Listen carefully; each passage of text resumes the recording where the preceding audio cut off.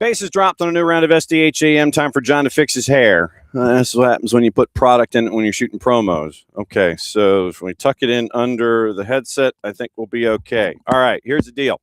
It's Thursday Thoughts here on SDH AM. This is the show that we do where we like to catch up with our friends from Apple TV. We do it for Decision Day.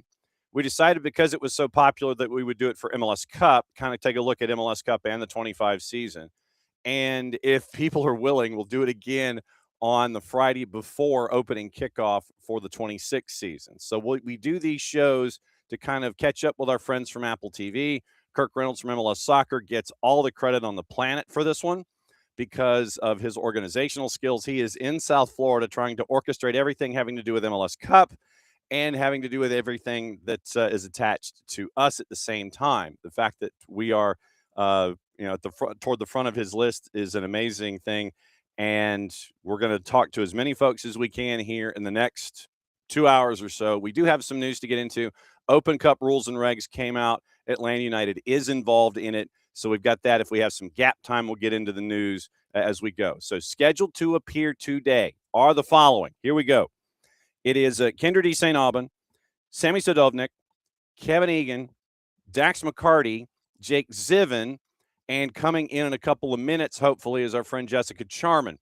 After 10:15 or so, or after like 10:25, I have no idea. So if Kirk finds other folks, brings them in, great.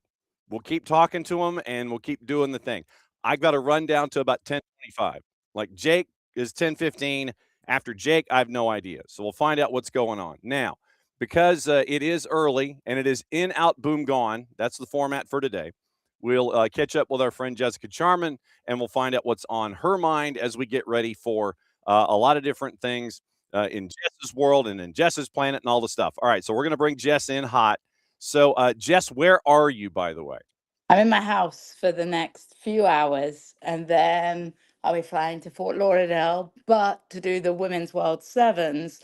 But I'll be right in the vicinity, so I'll be feeling all the vibes and I'll be feeling all the excitement. But yeah, I will be in Fort Lauderdale, Florida, doing the Women's World Sevens with a $5 million prize pot for the team that wins. So, I mean, that's pretty cool. Yeah, and I think it's the Wonder Twins that are doing the World Sevens, yes? You and KCD? We are one of the teams, and then it'll be Jackie Oatley and Jordan Angeli as well. And we'll also get to work with the likes of Jen Beatty. So DAZN has put it together a really good team, and I'm super pumped because obviously I worked with DAZN for the Club World Cup. So it was nice to get another call, which kind of suggests that you didn't bugger it up too much. All right, so let's take a peek at MLS Cup. Do you have a prediction, one team or the other, or more than 90 minutes? Which lane? Oh, it's tough because if Inter Miami shows up that's shown up in the playoffs, they're a very, very, very difficult team to beat, right? But I think if you were going to pick anybody with the resilience, with like, there's just something about Vancouver Whitecaps. I think it was Dax McCarty actually that called them the darlings of MLS on MLS 360. And I love that because it does feel like, obviously, Inter Miami has their own contingency of people, but anyone that isn't in love with Lionel Messi and into Miami, and anyone that maybe has a little bit of like, I understand that some teams, feel frustrated because their side maybe isn't as popularized. So I think that Vancouver Whitecaps is a great team to have in the mix to kind of help with that emotional component. There's going to be a lot of neutrals rooting for Vancouver. And when you look at their journey, the resilience they've faced, particularly the game against LAFC, which was one of the most exciting matches ever, like, and I've watched a lot of football in my 31 years. So I think that there's something about Vancouver Whitecaps that just makes me say, like, why not? And this is coming from somebody that broadcast the NWSL championship, obviously with Gotham FC, proving everybody wrong. Mhm. The why not factor has me hoping, not hoping, wrong word, don't get me in trouble, has me inkling towards the fact that Vancouver Whitecaps could do something that would be absolutely incredible. And I think the fact that the Sebastian Berhalter TikTok with Aidan Morris, I just hope for Sebastian's sake that TikTok goes viral again for all the right reasons. Yeah, and for me, it seems like Vancouver is like the Terminator. They're the original Terminator. You can't kill it. It absolutely will not stop. It's just going to keep going until Yeah, it's and just that's continues. what's dangerous when you get a team with that much momentum and it's recency bias. But I'm using the Gotham FC side. They knocked out Kansas City Current. Then they were able to have a really good win in the semis against Orlando. Once you get that momentum going, you become unstoppable. And there just seems to be something in that locker room. And I know you can't read too much into celebrations, but sometimes you just get this gut feeling when you watch a team together, the camaraderie, the togetherness, Thomas Muller and what he's done, the relationship, as I mentioned, with Sebastian Berholt. There just feels like there's this camaraderie that is just inexplainably important to Vancouver's success. All right, so let's take. So I put you down for a Vancouver lean. I have my official list. Lean. I like the word lean. Yes, lean. And anyone that knows me knows my juice boxes are terrible. So You and me sorry, both. but You and me both. So I have Jess as a Vancouver lean as we take stock here. I think that is with my heart and not my head. Okay, understood. And that is perfectly normal considering that you're focusing on the sevens. You're going to South Florida. You're going to be in and around, but you're not going to be there. So you can be adjacent and keep an eye out for it. The 25 season in general. When it comes to the most, well, let's see. When it comes to some of the talent that you got to see firsthand, who sticks out in your mind from the matches you got to call in Major League Soccer this year? I just love New York City. Pascal Janssen. That's what stands out to me and what he's done with New York City. And it's not a difficult place to manage. They've got high expectations, obviously, New York City. And I think that the Inter Miami game is such an anomaly to their season. And you take out the fact that they lost Alonso Martinez, of course, with the ACL. That was just cruel as can be. And I feel disappointed because I don't think New York City could show what they could do properly in that game, which became a really big bummer to see. So I got to New York City a lot and I just loved.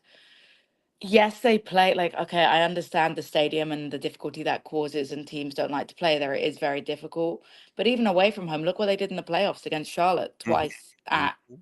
Bank of America Stadium, which that's not a small pitch. You know what I mean? And I just feel like Pascal Jansen's done something really special over there. And he was also a delight to coach, to talk with. Cincinnati, I loved how Kevin Denke played, but obviously he had a really bad playoffs, and Evander as well, not a great playoffs. So if those two can figure things out for the playoffs, I think that they have a lot of talent as well. But just in general, I'm just full of gratitude for this season and excited for what's to come because it was surreal. When you're in and around this league for so long as a fan contributor and then, local radio contributor, you earn your way through the rungs, and then to be doing it in the main booth is absolutely remarkable. So just keeping my fingers crossed for many more moments like that where I'm able to witness the talent firsthand because I just love being able to prove people wrong about Major League Soccer, because there is this stigma against English people that they come in and there's a Euro snobbishness. And I've always had an interest in Major League Soccer. And when Atlanta United came, obviously that was, ignited firsthand with being able to go to games. And there's just something really special about this league. And I'm excited where it can go, particularly with the World Cup coming and that truly being, it was before my time, but everyone talks about the catalyst for Major League Soccer, obviously being the last time America had the World Cup. And I really feel like we're at the precipice of something very special happening in this country. And I'm glad that I have a pretty good seat to watch that explode. Yeah, since you're reading my notes, I was going to ask you about Friday and draw day, and I know that you're going to be focused on more than one team in particular. And what the draw looks like. What kind of how big a day? You mentioned it, from I guess a local perspective, but for folks that may not get it, how big a day is Friday in the grand scheme of things when you have a World Cup draw? I just think being able to put the picture together, right? Like, as a soccer sicko, I'm excited no matter what because I think there is so many different exciting storylines. And uh, watching the smaller nations be able to qualify a few weeks ago was like incredible. So I think even though I have obviously the Anglo bias of watching England, watching the US, watching Colombia a little bit as well, there's something so special that I'll have my eyes on those smaller balls because it reminds me a lot of an FA Cup draw, and it's so funny watching those smaller teams because they want the big draw, they want the big name, but also there's something about picking teams that you feel like you could be the dark horse against. So I think it's completing the picture, knowing who's going to be playing locally, knowing who's going to be playing in cities that maybe you're expecting to go. And yeah, I think it just completes the picture. So I'm excited to see, what draws, what sides of the brackets, how things are going to look. But I'll tell you, the US has really turned things around. There was a lot of panic going on, and rightly so, this time 6, 7 months ago. And now the US is starting to have that, what did you call it with Vancouver, the wrecking ball mentality? I mean, come on. Yeah. All right. So as one enters or one exits, one enters. So we end up going and catching up with Kyndra D. St. Aubin. So there's your handoff. So Jessica Charman, Kyndra D. St. Aubin, Kyndra D. St. Aubin, Jessica Charman. Good morning. Good Powerful, morning. powerful women in the house. What can you say, John? Are you feeling a little uncomfortable with these badass women going about? Absolutely not. I am a fan of the badass women. So Jess, have fun with the sevens, and we'll be watching. Be good. Thanks for kicking us off here on the chaos that is MLS Cup preview. Have a lovely morning. Take care, guys. All right, there goes Jess. And so Kyndra joins us now. And this is the fun of the day where it's like I have kind of a rundown as to who's going to be here. And, I just look in the green room and it's like, okay, somebody shows up. Great. Bring them in. Let's go. First off, thanks for dropping back by, because I remember last time when we were doing decision day, I think you were doing safe guesting from a car. That might have been it. Yeah, that might have been it. I did make it back to my place today because it was, when I woke up this morning, my phone said it was -8, and that didn't include the wind chill. So whoa, it's one of those days where you're not going out much. No, whoa, -8. Whoa, no. That's, it's like maybe 35 here, but no, that is a day for you to be inside to observe anything and everything going on. Yep. As always, when we bring you in for these days of chaos, MLS Cup, we'll start there. Jess is a lean toward Vancouver. Are you Messi and friends? Are you Vancouver and the Terminator? Are you 90 minutes plus? What are you looking at here? I'm Vancouver. That's my feeling too. Jess and I are on the same vibe here. And I was talking to Kirk Reynolds, our awesome PR guru for Major League Soccer, just yesterday. And I said, you know what? I can't doubt Vancouver at this point. I mean, I understand Messi and friends, and I understand the incredible run they're on, and the rest of the international break did them so much good because they had an insane amount of competitions and they needed that time to just get healthy and rest those legs. And as we know, some of those legs are a little bit older, but Vancouver has also had an incredible amount of competitions. This is the third final just this season that they're playing in, but nobody phases them. They've already beaten Miami twice this year.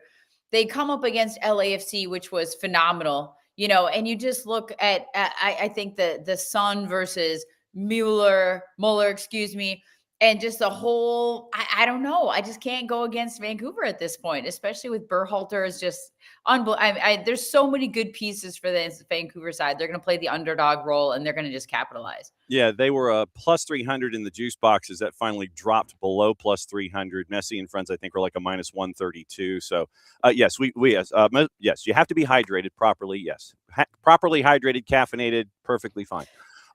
When you look at the back lines for both of these teams, you look at Inter Miami and you go, okay, I think they can be had, especially when you have, say, Cello Weigand going forward, Jordi Alba going forward. You drop it in where they were, and you're hoping that folks will fill in that space.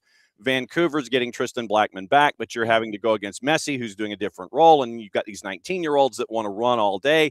I mean, the back lines for me is what I'm going to be staring at.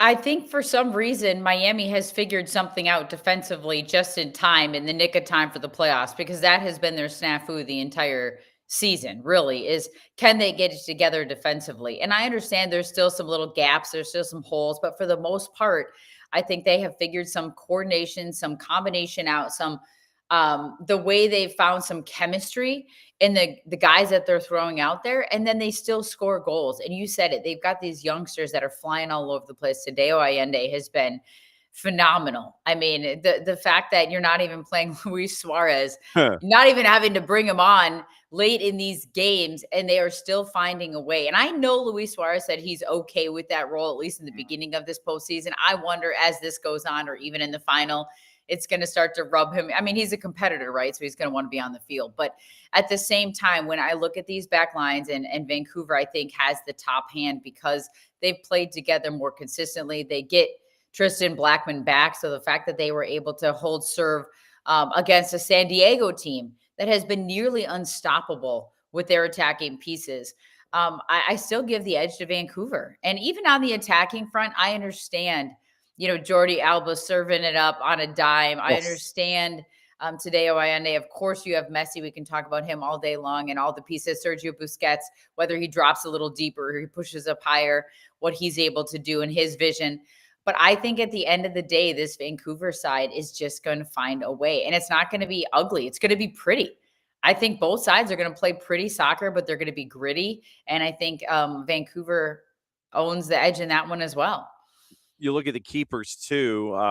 Those of us here based in Atlanta, we know about Rocco Rios Novo in the early days. He goes to Phoenix, gets a championship in USL. Then he takes over. It's like, I think Inter Miami, I think, had like 17 keepers on their roster at any given point this season, because it starts with Calendar. Calendar's injured. Then you have Ustari coming in. Then you've got Rocco Rios Novo. They bring on William Yarborough just for whatever. And William Yarborough has been a passenger this entire time. But then Ustari gets kind of hiccupy. And then Rocco has found his form. And so you've got Rocco going up against Takaoka, who comes up with some amazing stuff every once in a while, too. I want to see how these keepers are going to act in this situation that they haven't been in before. Well, and to be fair, that's a good point, because we're talking about the back lines. We're talking about the defense gelling. We're talking about the attack. We're even talking about some of the central midfielders and how important they are. But the goalkeepers may have to stand on their head in the important moments. And they have done it when called upon. And that was always the big thing I remember with Dane St. Clair in Minnesota United, and having been located here in Minnesota, is he makes the saves he's supposed to make, but can he come up with the saves he needs to when called upon and win your team a game?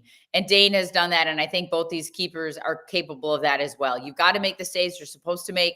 And then you've got to be able to win your team a game when you're going against an opposition that has a full power offense as well. So for me, this is one of those days that I think the goalkeepers are going to be called upon. And to your point with Miami and the rotation of goalkeepers, that also had to have affected the goals that they were allowing, because it's not just making the saves, it's the communication, it's the organization, it's all that.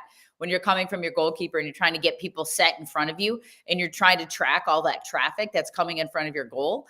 So that may have played a huge part in why Miami was struggling to kind of keep the ball out of the net as well. So I don't know. This is going to be a fantastic game. I don't know. I mean, I'm sure a lot of people picked Miami to end up in the final, regardless of, where they were in the Eastern Conference. But at the end of the day, this is why you play the game, right? This is why you play these games, is because you need these opportunities to let people shine, and it's going to be a fantastic match. All right, so let's review 2025 from the Kyndra D. St. Aubin perspective of being in the booth. Was there a talent that you got to see, like a first-year talent, that as we open up the MLS High Yearbook, most likely to succeed? Who would be most likely to succeed from who you saw from the booth in 25, you think? Oh, young man. talent that stepped out and you're like, oh, I'm going to keep an eye on this person. Well, I may have recency bias when you look at some of the talent that has come through MLS playoffs, because for me, when you look at some of these guys that have stepped up in important moments in big games that weren't veterans, that don't have the experience, where they've been there, done that time and time and time again. And I'm totally spacing on who's the outside back for Vancouver that's like super fast. Nelson. Yeah. I mean, I think for me, and again, recency bias maybe, but when I look at some of the matchups that he's had to face in those wing back positions, those outside positions, attacking wise, defensive wise, he doesn't look phased. He looks like he's, ready for anything. That may be a player for me that I'm like, okay, what's he going to do going forward? How is he going to continue to shine?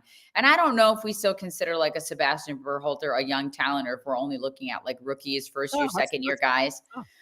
But when you look at what he has done with this team and how he's been able to really take hold of that leadership, and he was at a point not too long ago where he was thinking about quitting soccer altogether, and then shining on the national stage and getting his opportunity with the men's national team. So for me, that may be one of those guys those may be a couple of the guys, again, recency bias, but there are so many good young players now with the academy systems that Major League Soccer has. And I'm talking, if I focus a little bit more on local, meaning US, North American, rather than some of these international guys coming in, because I think they have a different platform that they're starting from. I just cannot get over the quality of the talent and how these guys can step in against professionals, against 25, 30, 35-year-olds who have been playing at the top level all over the world and not miss a beat. I just think that says a lot for U.S. soccer, and it says a lot for the academy system and what Major League Soccer is trying to do with some of the MLS Next Pro and all these things that are happening now to try to build that talent from the ground up and the homegrowns and really starting to finally see it come to fruition. Did you have one on your radar? I mean, you watch a lot of soccer. Yeah, I mean, for young talents, for me, I was trying to see. Now you spin this on me, and I'm trying to sit here and think of the. I was looking at it from an Atlanta United perspective and trying to look at U22s, and so I'm drifting into like MLS Next Pro, and I'm like, okay, who worked their way up for Atlanta United? I'm looking at guys like a Cooper Sanchez, a Dominic Jonqui. Now you're breaking my brain. But I watched when we did Atlanta United a couple of times this year, Dominic Jonqui, I remember watching him, and I remember I forget what game now it was, because I'm like, again, just drawing a blank. There's so many games.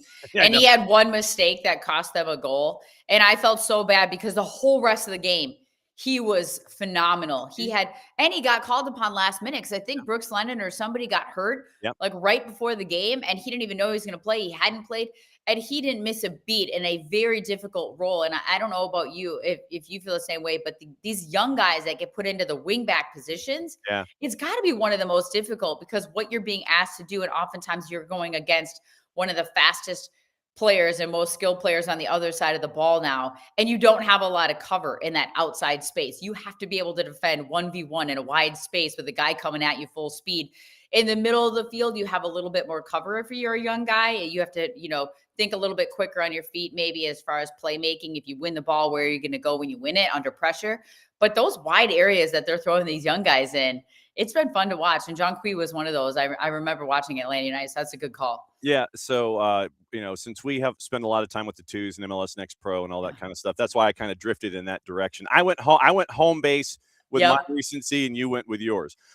Before you go, since it is -8 right there, how are you going to be watching MLS Cup? Are you going to stay indoors, or what are you doing? Oh yeah, for sure. Stay indoors. Now Saturday is supposed to be 17. So I will say it's supposed to be 17. So maybe, I'll get out a little bit beforehand, maybe put up some Christmas lights, get my Christmas tree up, all that kind of stuff. But at the same time, no, I'm going to be hunkered down. I'm going to be snuggled in. I'm going to be watching the game, popping the popcorn. And that's the bonus, right? I'm going to be sending that gif out of the guy just eating the popcorn, seeing what happens next, because that's the opportunity we get now as our season is wrapped up as analysts, and we just get to sit on the couch and watch and enjoy it, and yell at the TV and talk to my daughter like, what the heck? Why is he doing that? Where did he go? And she's all into it too. So it'll be a good day. I can't wait. And so you can't wait. And so since you are tagging out, this is when we tag in Sammy Sadovnik, and we get to talk to Sammy. So Sammy's tagging in, Kyndra is tagging out. And so Kyndra, as always, great to see you. Don't be a stranger. We'll catch up with you soon. All right, sounds good. And you stay warm in your, 60 degrees over there in Atlanta. Not even close. It's 35. Oh, 35. I'm sorry. You're above zero, so that's a bonus. Yes, Take absolutely true. Be good, Kyndra. Thank you. All right, so Kyndra tags out. Sammy tags in, one of the lead voices here for Apple TV. First off, welcome to the morning show, Sammy. Good to see you. Thank you, John. Thank you for having me. Good morning, everybody. All right, so I'm going to go off the top. I'm not going to worry about any analysis whatsoever. I have 3 categories on this incredibly scientific sheet of paper. It says Inter Miami, it says Vancouver, or it says 90+. What category are you in, sir, for MLS Cup? It's a difficult, tough question. Because it's a final, because it's the first ever final between these 2 teams, because it's the first ever final for the 2 coaches. I think 90+ to add, some kind of emotions of the Saturday final. See, now you and I, we're like right together. I was thinking 90+, and so I'm right there with you. So you're in the good column. You're in my column. When you look at these two teams, Jess Charman was on and she batted leadoff with us this morning. I kind of likened Vancouver to the Terminator, like the original Terminator, where you can't kill it. It absolutely will not stop. I remember that speech from Michael Bean when he's talking to Linda Hamilton, talking about how dangerous this Terminator is. And so, no, it is absolutely will not stop. You can't kill it. And, Inter Miami is just obviously Inter Miami with all of their firepower and presence. How much studying, how far back do you go on a match day like this to study a game that is this important? How far back do you go in your studies? We checked every game between these two teams. I mean, the last one was the CONCACAF Championship semifinal here in Miami that Inter Miami lost. These two teams going through this year more than 50 plus games in all competitions. Vancouver reached the CONCACAF champions final, the Canadian final. I mean, will be the fourth final for these guys. I mean, after the West Conference final, and for Inter Miami too. I mean, 2 Leagues Cup finals. They won one. The East Conference, but these kind of games are different because it's 90 minutes or plus. But the experience of both teams in terms of the players, I mean, Messi versus Thomas Muller, Rodrigo de Paul, the last dance for Jordi and Busquets, the last official game in this venue, in the Chase Stadium for these guys before they open it in April the 4th, the new facility, Miami Freedom Park. So I particularly watched the last 2 games between these teams, but I mean, there's no same game. I mean, it's a different one. So the last one was the semifinal. This is the final. So different factors around the two teams. When you look at Inter Miami, when Javier Mascherano, and we have said here on this network that Javier Mascherano deserves an apology from basically anybody and everybody that basically poo-pooed him, was like, dude, you've never done this before. And so, yeah, and then you see where he's led them. But you look at what he has done out of necessity when Luis Suarez had to sit the one game, and then you have the young guys up front, Silvetti and Allende. Messi drops back a little bit. It has just turned into something that is, at points, it's just ridiculous and magical to see this combination up front with that offense. What has it been like in your observations and in your circles to see this change out of necessity turn into this absolute force of nature that is going to press you out of the building, and you better hang on for that full 90 minutes? I cut the season in 2. I mean, the regular season is one tournament, and then the playoffs is a different tournament. It's like in Mexico with the 2 tournaments during the season. I mean, La Liguilla, called in Spanish, I mean, the playoffs. And Mascherano took 2 tough decisions. The first one, changed the goalie after the loss 5-3 against Chicago here. And then he took the decision to put Rocco Rios Novo as a starter and Oski Ustari on the bench. And the second one, the toughest one, was the decision to put Luis Suarez in a different role. He was suspended. He was he don't have to take that decision in that moment. But with Silvetti out of the bench, with Baltasar, with Tadeo Allende, the scorer of the team in this postseason, with the 4 or 5 experiences players, Messi, Rodrigo de Paul, Busquets, Alba. I mean, the combination was amazing, and he found the team, the starting 11. I mean, he keep the same starting 11 the last 3-4 games. And Suarez, he told us that he explained to Suarez, and he accepted this kind of new role on the team. And he's very supportive with the youngsters, and here's the results. They're in the final. It's crazy to see that you make these little switches out of necessity, and you see how things are in key moments. Yeah, exactly, absolutely true. And so if you are Vancouver, and you see that starting 11 that Javier Mascherano has out there now.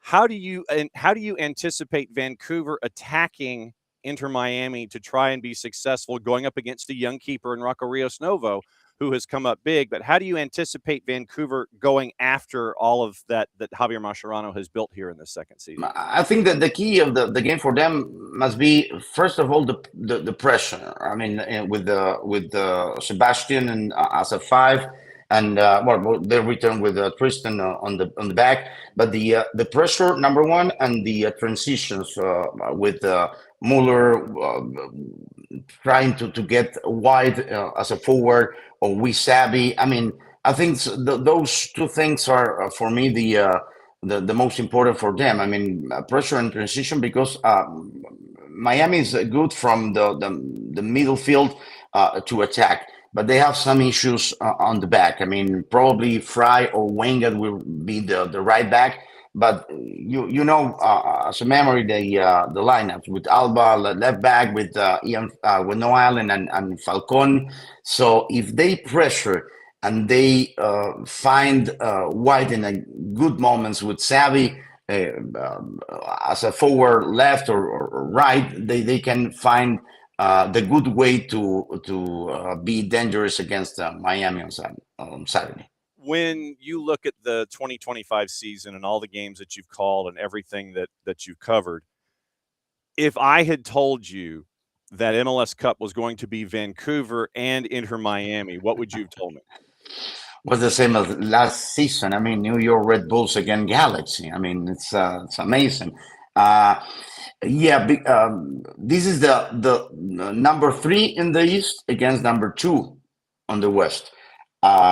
Could be San Diego, Philly, but this is the time for Inter Miami. I've never thought Vancouver can reach so far in this season. I mean, besides the arrival of Muller, I thought could be Miami against LAFC, for example, right? But it's not a surprise for me, the Vancouver thing, but it's a tough team. It's really difficult to play in the BC place. It's a long flight to go from the east to Vancouver, and Sorensen find a good spot in with his team, besides the loss in the final against Cruz Azul in Mexico, with the altitude and the smoke and everything. But I think it will be a very nice and interesting final on Saturday. Of all of the teams that you've covered this year, what were some of the cooler stories and cooler surprises that you got to cover this season when you were looking at Major League Soccer? I mean, the LAFC with Heung-min Son was amazing. As soon as he arrived, we talked with some Korean journalists that cover exclusively the games for LAFC for Son. I love Columbus. I mean, we will miss Wilfred Nancy now in Celtic, because you know, the DNA of Columbus with Wilfred. I love the story of Philly, for example, to win the Supporters' Shield with Ty Baribo, was an amazing scorer, and Cincinnati too. But the nice story is Miami. I mean, they are building the new facility, the investment, you know, more than $350 million for the Miami Freedom Park, for them, for the organization, for the entire organization, for the Mas brothers, and this commitment for this community in Miami. They need for next season to open the new facility, this star and this MLS Cup. Absolutely. Yeah, and it's going to be fun to see Freedom Park come to fruition. I still think it's too small, though. I still think that you could probably. I know that you can't. It's like 25,000, right? Yeah, and it's like, but I know that you can't build it any higher because planes are coming in. Oh, the airport, right? And so, but it's like, you know, I just maybe go deeper into the ground or something. I've always thought that right now MLS Stadia should be 30,000 or more. I've always thought that if you're in the 20s, you're underselling what you can be in a marketplace. And so I worry, that place is going to be sold out and it's going to be loud and it's going to be pink and black and everything. But I just don't think that it's big enough. And if you're trying to promote and grow the league. Yeah, absolutely. I mean, most of the stadiums, besides the NFL stadium, Atlanta or Vancouver, most of the MLS stadiums are like a 25, 26,000 Snapdragon, for example. Yeah. But in this town, it's very difficult to find a land. I don't know how the Mass Brothers find the. That land was a golf course close to the airport. Some difficulties with the traffic because you have only 2 entrances. They are building a 3rd entrance. Will be tough, but I know, they have to deal with, I live in this town 25 years now, so it's difficult to deal with the politicians here. So, it's Miami. So, but they found a nice land, a nice place. And also for this community will be like more than 15 or 20,000 employers around the facility. Besides the parking of the stadium, they're building on hotels, restaurants, all the entertainment center for not only for the soccer fans, for sport fans in this city. Will be really amazing from the April the 4th. As always, cannot wait to see what you guys have going on when it comes to MLS Cup. Always enjoyed catching up with you. Oh, by the way, who is your team back home in Peru, by the way? Universitario de Deportes.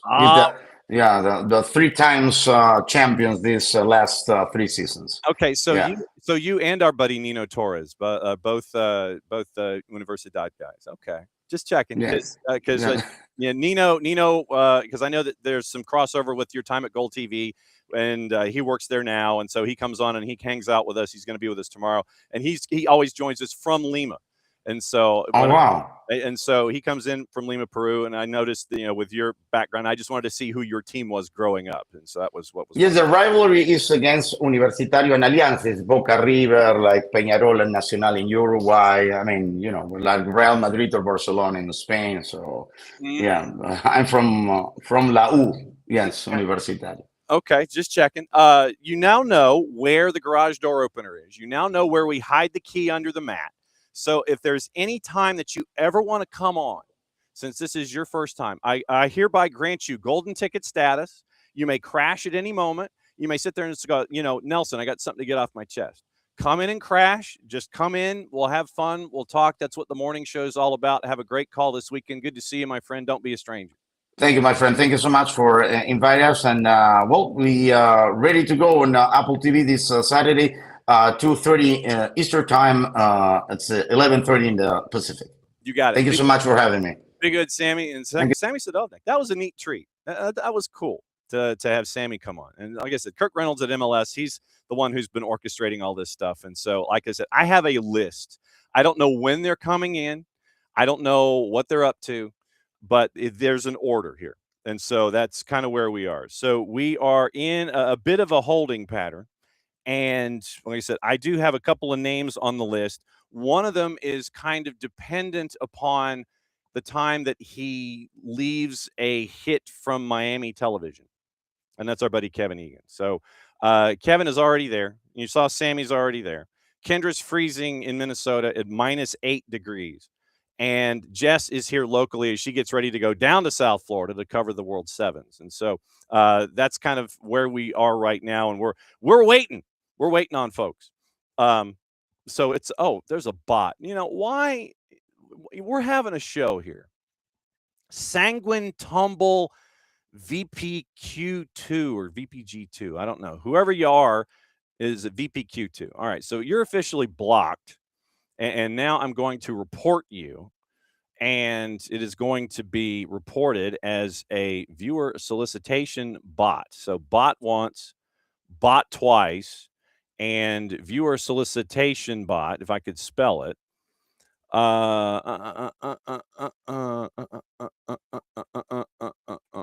Viewer solicitation bot, 23 characters, report submitted. There we go. So the report has been submitted on the bot. Okay. Let me break down what's going on. Obviously, tomorrow is going to be a very, very busy day here. And the way that it's going to shape up is this. and that's why I ask all of our visitors about tomorrow when I can. Tomorrow morning, we're going to be live at Benchwarmers in Decatur to do the morning show. Like I said, I don't know how open they'll be because they're getting the place ready for the draw and everybody coming in for lunch. I'll be there, obviously, through the draw, but we're doing the morning show there from Benchwarmers in Decatur. We're going to walk through all of your pots. We're going to walk through who's qualified. We're going to get you set up and go through combinations and permutations in the first half hour. Michael Parker is set to join us at 9:30 tomorrow. And we're going to break everything down with Parky about U.S. soccer, what it means, what he remembers, and what it's like to know people, that what's it like to represent your country, that kind of thing. Then at 10 o'clock, we're going to get a visit from the city of Decatur. We're going to break down what the Decatur Watch Fest is going to be like and what it's like for the city to get ready for what's happening in basically 6 months. Indigo Girls are going to be giving a free concert. That news came out yesterday, too. So Big Boy coming in. Indigo Girls are a part of it. We're going to find out what's going on with the city of Decatur and Decatur Watch Fest at 10. And then after that, Maddie and Jason are going to join us from Brew House, just to kind of give a bit of a tease. Then our buddy Nino Torres from Gold TV is going to join us. He's going to break down CONMEBOL for us at 10:30. We're going to hand off to Maddie and Jason at Brew House at 11. They're going to go from there. They're going to do a bit of a preview, getting you squared away for the draw. Then we're all going to watch the draw. And then after the draw is over from Brew House, Maddie and Jason are going to break it all down for you. And so they're going to be at Brew House after the draw. They're going to look at all the groups and everything, try and find a group of death, find, whatever is going to go down from the draw in and of itself. And we'll see what Kevin Hart has to say about who's in which group and all that. They had the celebrities that were named that are going to be a part of it. Tom Brady's going to be a part. Wayne Gretzky's going to be a part of it. And the musical acts, we know that are going to be a part of it too. So it's going to be like 2 hours of pomp and circumstance, we think. So like 12 till 2 or 2:30. And really they could do the draw in about a half hour, but everything else is going to be the pomp and circumstance and all of the stuff going on in and around it. Is going to be a part. I think Heidi Klum's going to be there tomorrow, all that kind of stuff. So after the draw, so they're going to lead into the draw. They're going to take the draw. They're going to watch the draw. Then after the draw, they're going to come back, break the draw down. And then Jason, after their time at Brew House is done, and we're efforting an interview from one of the minnows that is coming into the tournament, and we'll turn that when we can. So that's part of programming. Hopefully we can turn it in time for the show. So after that, then Jason goes and does Atlanta Soccer Tonight on 92.9 The Game. Then after Atlanta Soccer Tonight, then they're going up to NoFo in Gainesville to do trivia and talk draw and everything. So they're going to NoFo in Gainesville while I'm heading over to GPB to do semifinals and quarterfinals and things like that. So I'll be live doing high school football while they're up heading to, Jason's wrapping up at Atlanta Soccer Tonight, and then they're heading to NoFo Gainesville. So if you're close to Decatur, maybe they'll let you in the door just to kind of sit around. Like I said, I don't know how open they'll be. But when they open, then they'll have the draw. I'm doing the show live from inside as they're setting everything up. So then 11 o'clock, I hand off. And then place opens up. We watch the draw from Decatur. Brew House before, Brew House after, Atlanta Soccer Tonight. And then SDH goes to NoFo Gainesville. That's Friday. Saturday. Now, Saturday, here's what it looks like. Obviously, around noon, we're going to have the draw. We'll know what the draw is, and then we'll look at groups and everything, and then we'll go from there. Then we'll have the draw. We'll look at that, and then we got MLS Cup at 2:30. And one of the guys that is busier than you know what in the state of Florida, after having some guy named Tata Martino look like a cameraman. So we're going to go and find out what's going on in South Florida. No dilly, no dally zone. Kevin Egan, where are you? Hey! I'll tell you where I am, guys. We are here, Studio A. In CBS Miami. Yeah. And look who I have, huh? Look who I have, a little friend of mine. Oh, look the at Philip you. F. Anschutz Trophy. This is beautiful. Do you touch that thing or what? I'm not touching it. Are you joking me? There's about 5 security guards here ready to go. If I touch this thing, I'm gonna get destroyed. So no chance, Johnny boy. This is beautiful, right? No doubt. It's nothing Sterling like silver. It's a third iteration of the trophy. Obviously, the 30th season in Major League Soccer. So let's see. On the base, it has the names carved in. Mhm. Base is put away for now. So yeah, we're here at CBS, just did a live hit here in Miami, and everybody's really excited here in Miami. Like, a lot of the staff here, you can tell, are big fans of the team and really excited to get this team closer to Miami, to get it in Miami next year with Miami Freedom Park, because obviously, Chase Stadium is up closer to, Fort Lauderdale by the sea area. So, yeah. How are you guys doing? Everyone having a good show? Yeah, had a good show. We've had Jess Charman come in. We had Kyndra Aubin come in. Had Sammy Sadovnik come in before you. And so you are our cleanup hitter. You're batting fourth today. Okay. All right. So before we get into MLS Cup, I got to ask about Wilfried Nancy and heading overseas. That is, I hope they appreciate what they're getting with Wilfried Nancy as a head coach. They don't know what they're getting. And that's, I'm speaking for the majority, and that is okay. What's concerning me the most about this is that Martin O'Neill is so loved in the city of Glasgow by the Green team there, and he's so beloved as a character around Ireland and the United Kingdom. He's so charismatic, he's so full of love, so full of passion, and in many ways, I said this on a little video I posted yesterday, he's got kind of a diametrically opposed personality to Wilfried Nancy. And Wilfried Nancy's coming into a team that's winning games. Martin O'Neill's just won Manager of the Month, and he's coming in mid-season when I think Celtic are level on points with Hearts. It's not an easy situation he's landed himself into. He doesn't have a pre-season to work with. He doesn't have any time to get to know his players. And immediately, these fans, I'm looking at the fan forums, and they expect him to win these games immediately and hit the ground running. If they had a huge experience with him as a coach, if there was... Oh, sorry. I'm being told I need to give back my microphone here, guys. 1 sec.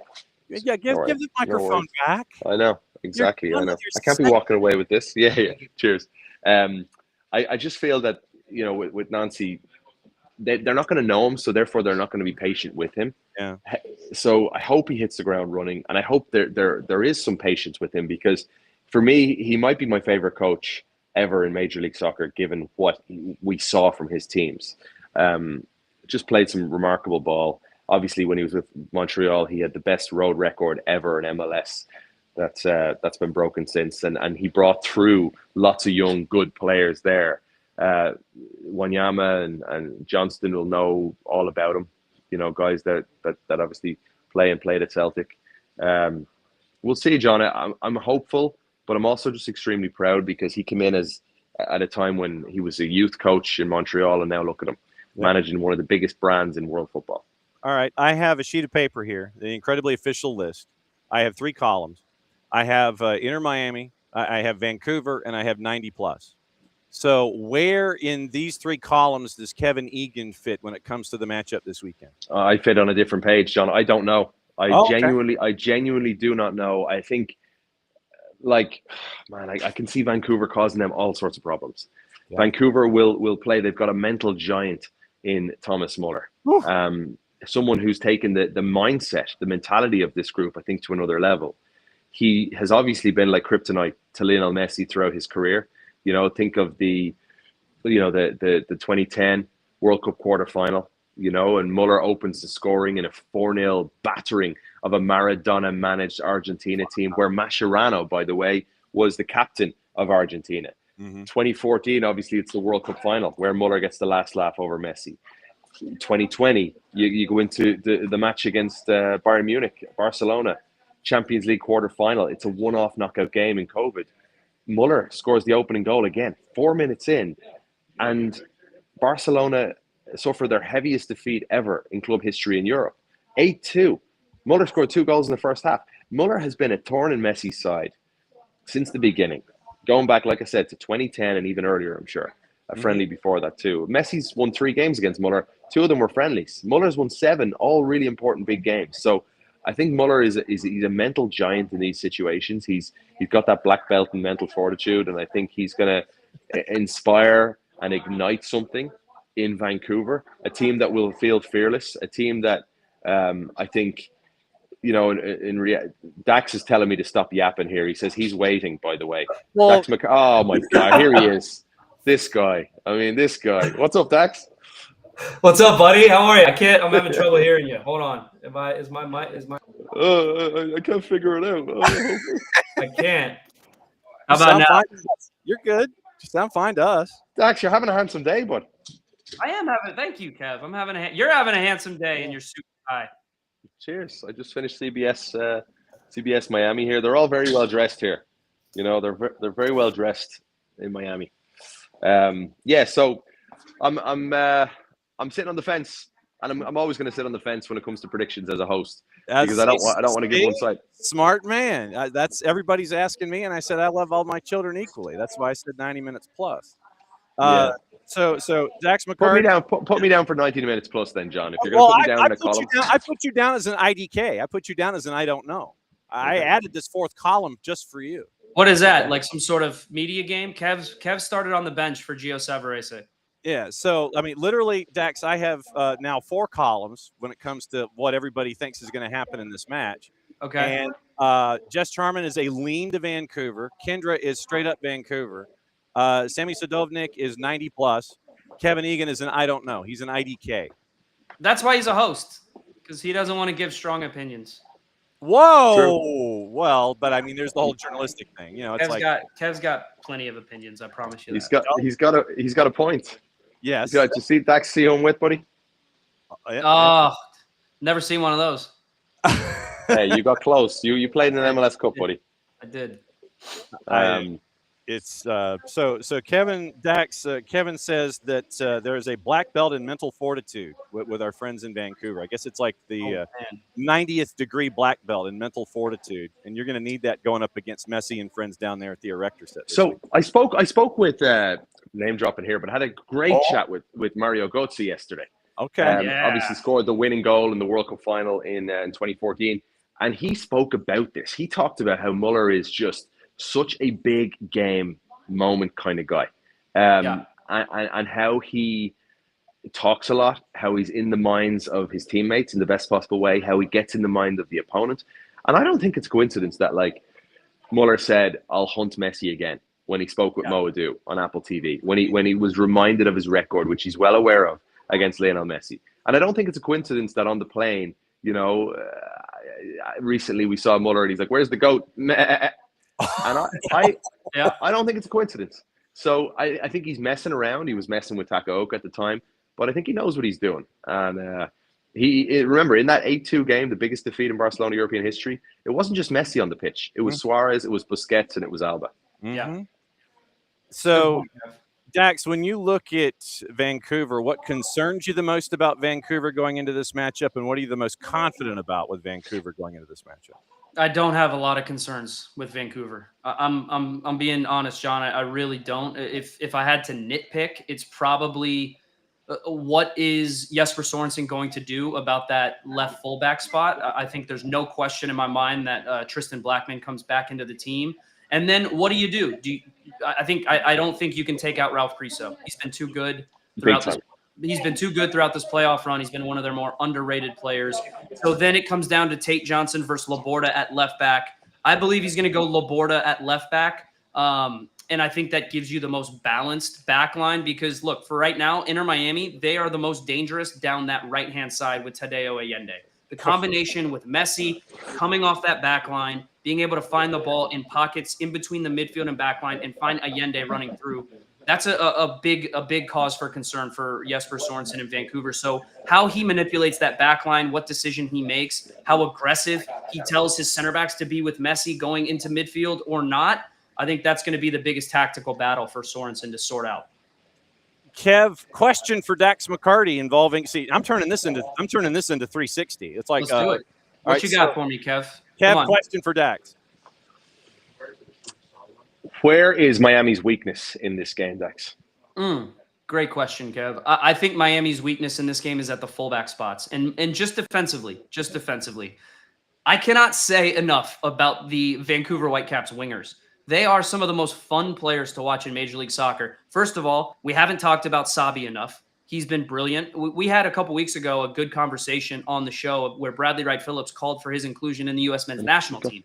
And I don't think that's outside the realm of crazy possibility. I think it's too late for him now with Pochettino already having, I think, a set group of players he's going to choose from. But that's how good Sabi has been. And then Ali Ahmed on the other side, I think he still has right fullback Ian Pilcher from San Diego in the torture chamber. I mean, he was literally toying with him. So those two wingers, I have questions about how aggressive Jordi Alba is going to be, because if Jordi Alba is aggressive, that's where Vancouver can hit them in transition in behind him.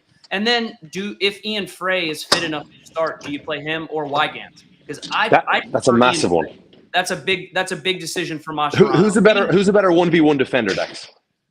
I think Ian Frey is a better 1v1 defender. Wygant, I think, has an elite mentality. I think he wants a physical battle. But as far as pure athleticism goes, and as far as pure agility, when you defend Ali Ahmed, Kev, I described Ali Ahmed as kind of the MLS version of Luis Diaz.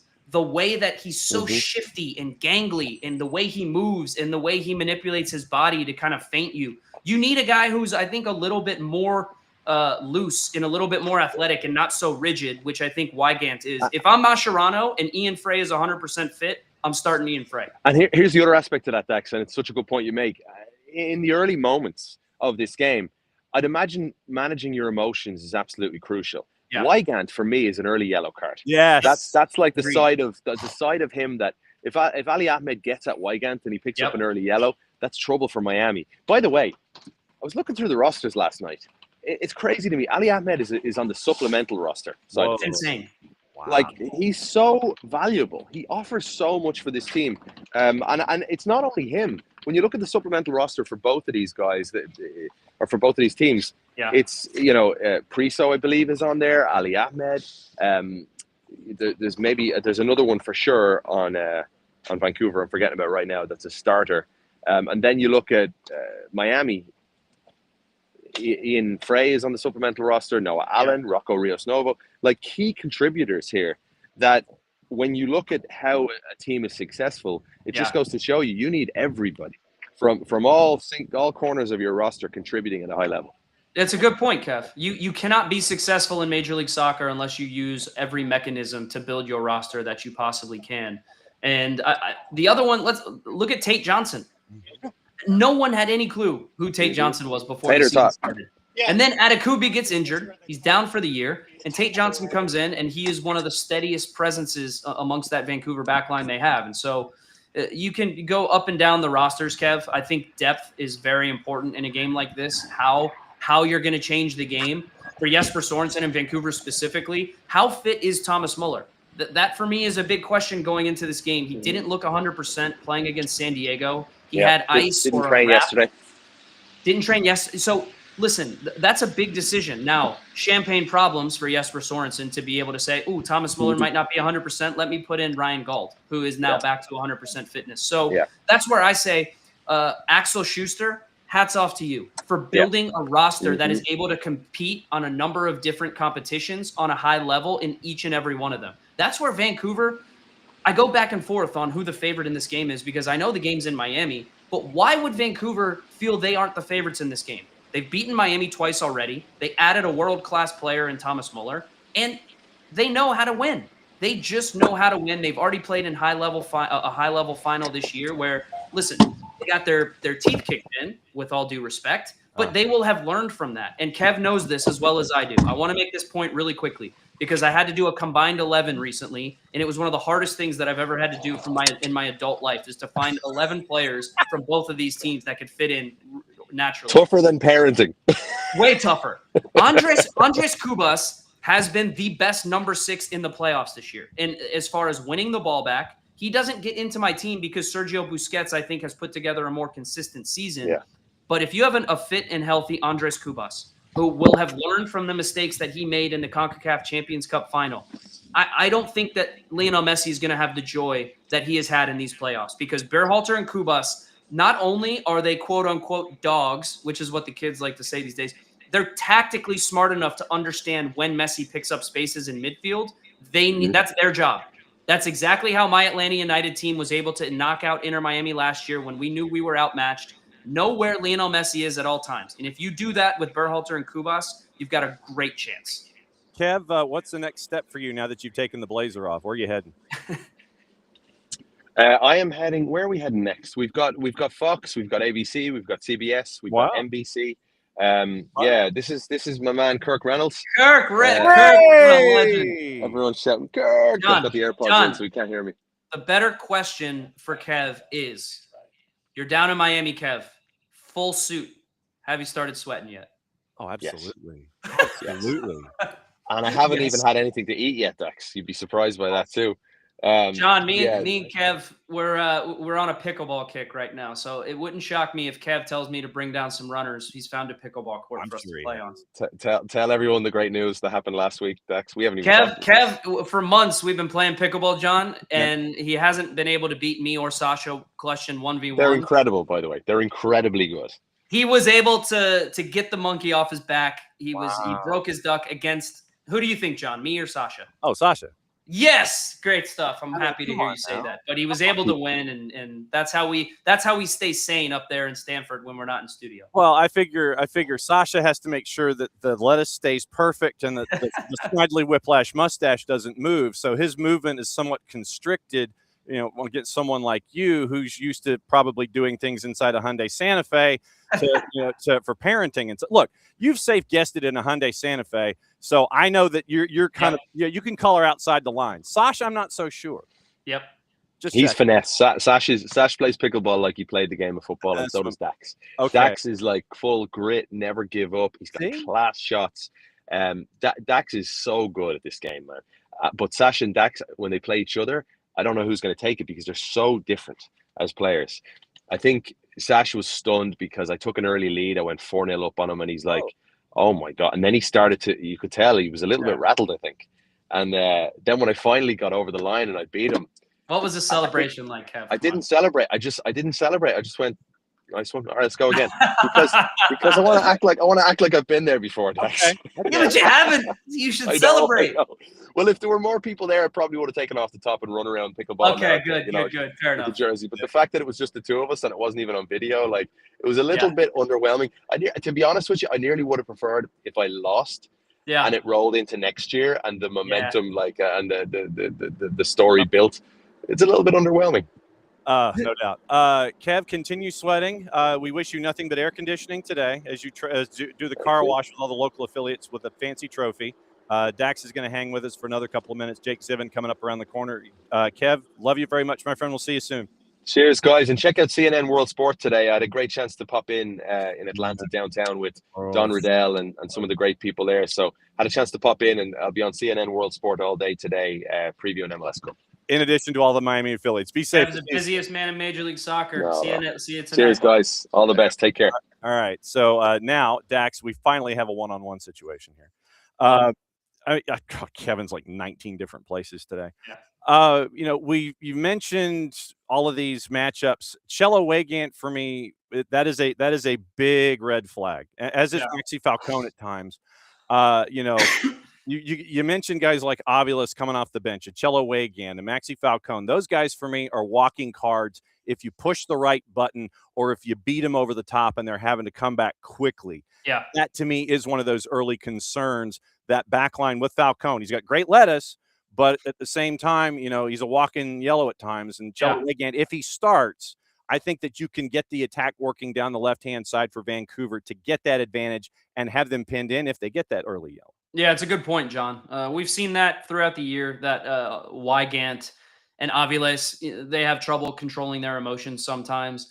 But Wygant, he's a good player. If you put him in a 1v1 matchup where his job is just to defend, he can make Ali Ahmed's life very difficult. But the problem is then you don't have a lot going forward. And so that's why I think Ian Frey, he just offers you a little bit more going forward. He's more comfortable in the attack. He's more comfortable combining and providing that balance on the right-hand side to Jordi Alba on the left. But also Ian Frey, I've seen growth in him this year from a defensive standpoint. Mm-hmm. I think tactically, he knows when to read plays a little bit better. I know he knows when to tuck in to be next to Maxi Falcone, to be able to put out fires. But also, if he needs to get out and defend in space 1v1, he is athletic enough to get beat maybe initially, but then recover. I don't think Wygant has that same athleticism. He doesn't have that same burst of speed that Ian Frey has. So if Ian Frey is 100% healthy, and if he has been training all week, I think Javier Mascherano needs to go with Ian Frey because, as you say, the emotional control in a big game, especially early, is going to be so important and so key to making sure that you don't pick up any dumb yellow cards. You don't commit any dumb fouls. That's the one thing where Ali Ahmed, man, if you let him get going and get confident and he can beat you 1v1 a few times, first, he's going to create chances. And two, he's going to put a seed of doubt in the rest of the Inter Miami team. So that's a really big X factor who starts at that right fullback position for Inter Miami. When you mentioned Vancouver and the impact that a Thomas Muller can have, literally, it seems like at times all of the players that are around him, they wait for his trigger defensively instead of, okay, we have this system with Jesper Sorensen. We know what we're supposed to do. But then you add Thomas Muller to this mix.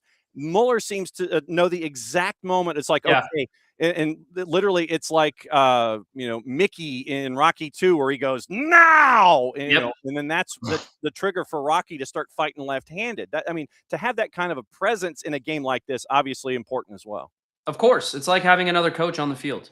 That's why Jesper Sorensen, I think it was a no-brainer to go and make this move and sign Thomas Muller. Firstly, because you know the quality you're going to get in the final third, which he has proven. I believe 8 goals in 11 games or something ridiculous like that. And it's also the intangibles. There's a lot of stuff that data and numbers and XG can't quantify. And what you speak about is intangibles, the leadership, the body language, the demeanor, the ability to read the game.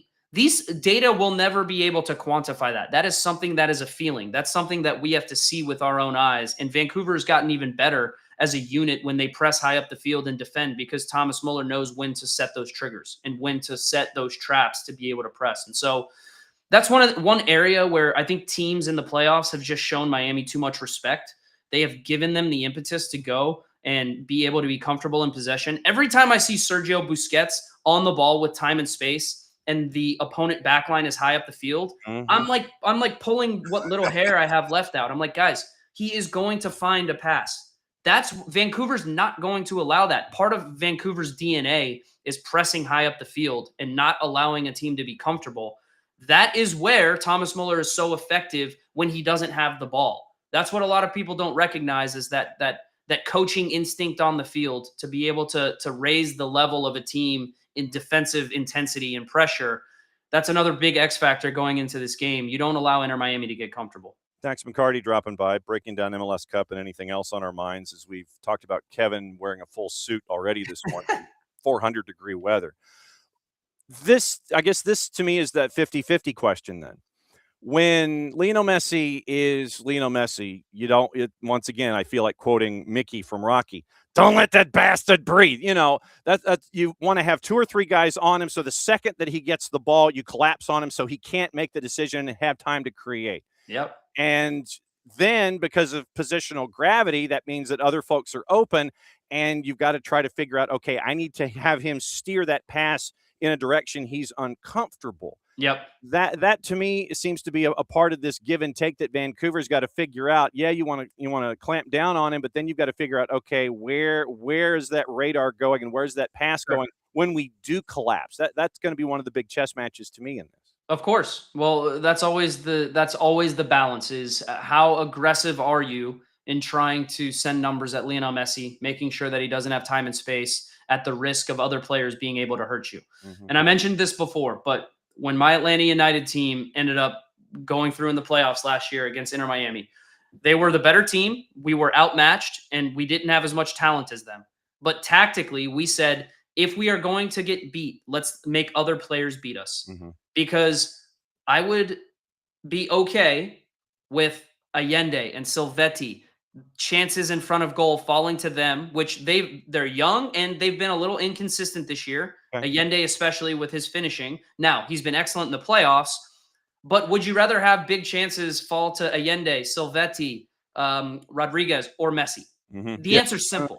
Yeah, you don't want Lionel Messi to have time and space to affect the game, especially when you're around the box. And so that's no disrespect to those other players. They're great players. They've shown good form in the playoffs.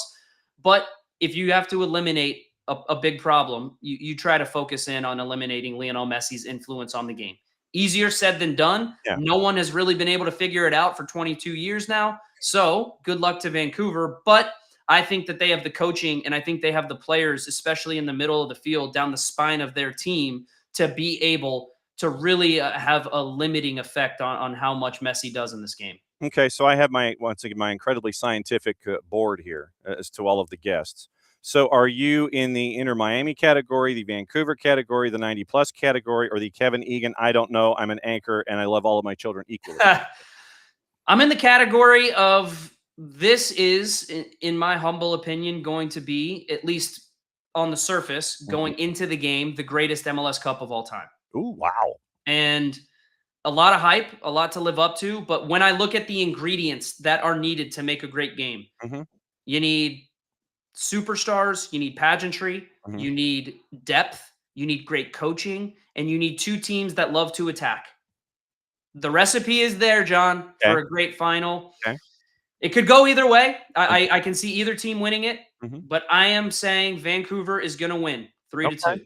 Oh, okay. In 90 minutes. Okay. Oh, okay. So Dax is going 3-2, 90 minutes, even Steven. So, of course, since Vancouver, not even Steven. No, so even Steven 90 minutes. It's like, yeah. It's 90+. So Got Dax is going 3-2, 90 minutes. That Vancouver seems to be in the column of choice so far. So Dax. Oh, wow. Okay. Yeah. Jess Charman was a lean. Kyndra picked Vancouver in 90. You're picking Vancouver in 90. Yep. And so since it is 10:15, we bring in somebody else and we go for the handoff here. And we bring in Jake Zivin. Someone a lot more handsome. Good choice. Oh, Jake, where's the microphone?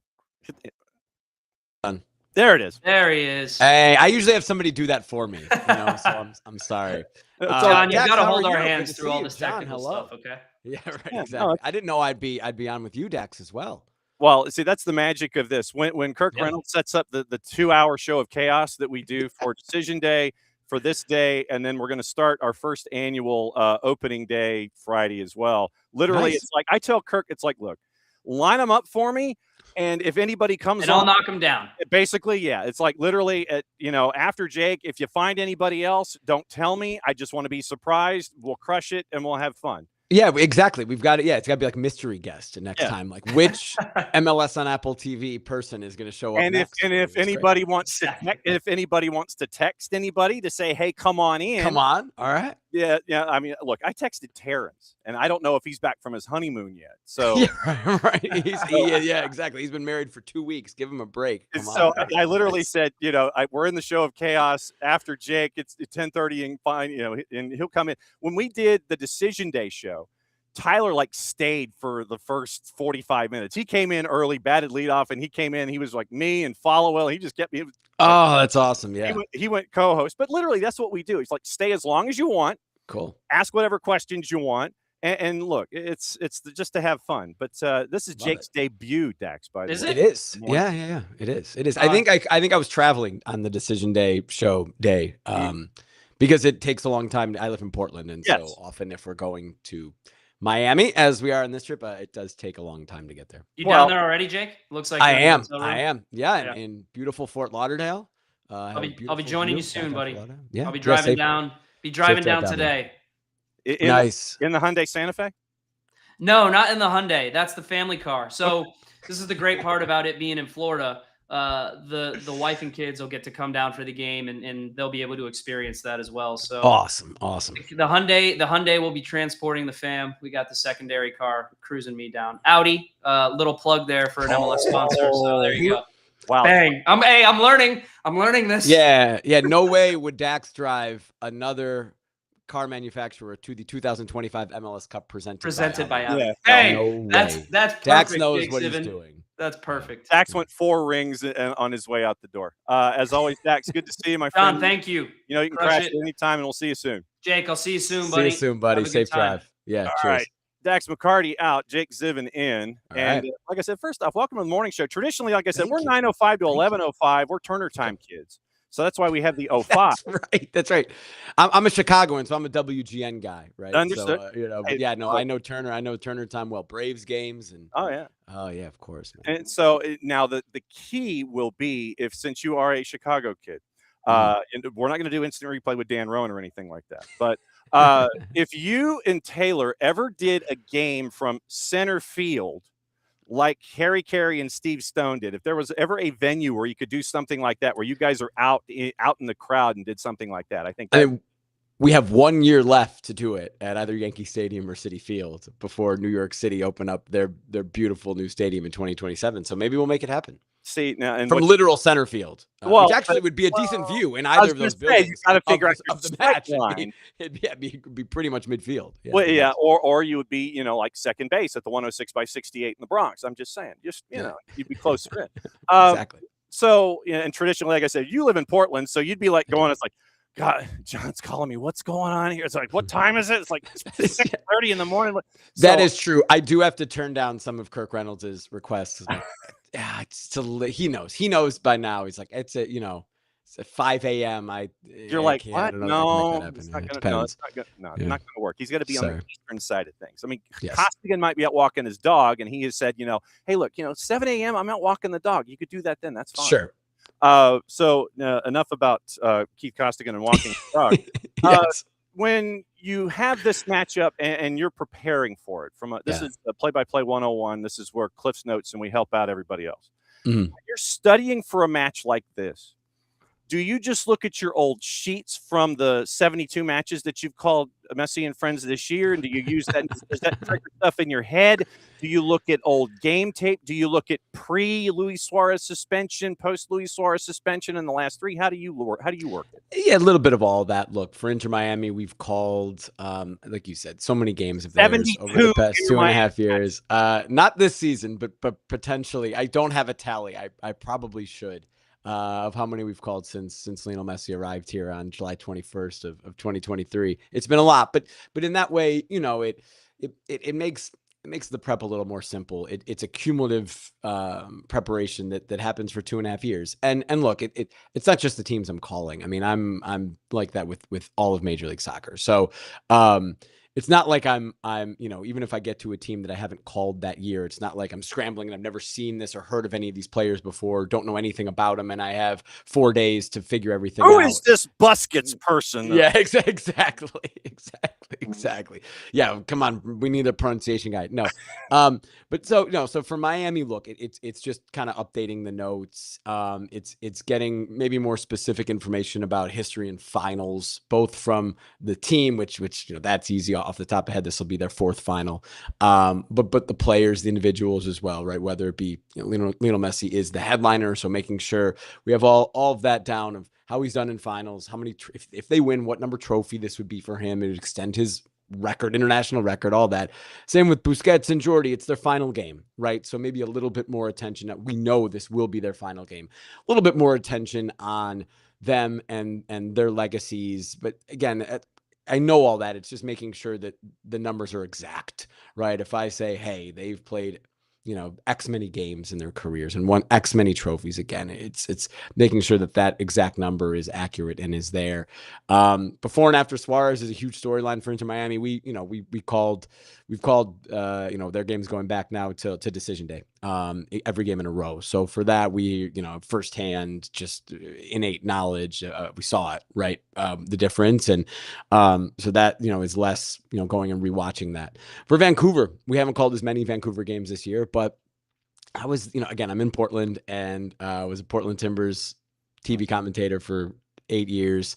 I know Vancouver just really well in the history of Vancouver and the evolution of Vancouver, from Carl Robinson to Mark Dos Santos to Vanni Sartini, and now Jesper Sorensen. Leonard Doozy brothers and go that. No, sure, of course. Oh, I mean, I hope we get a chance to talk about it, but there's an incredible parallel between 1979 and 2025 for the Vancouver Whitecaps. The Whitecaps won the NASL Soccer Bowl in 1979. They took that city by storm. They were kind of a mediocre team for their first several years.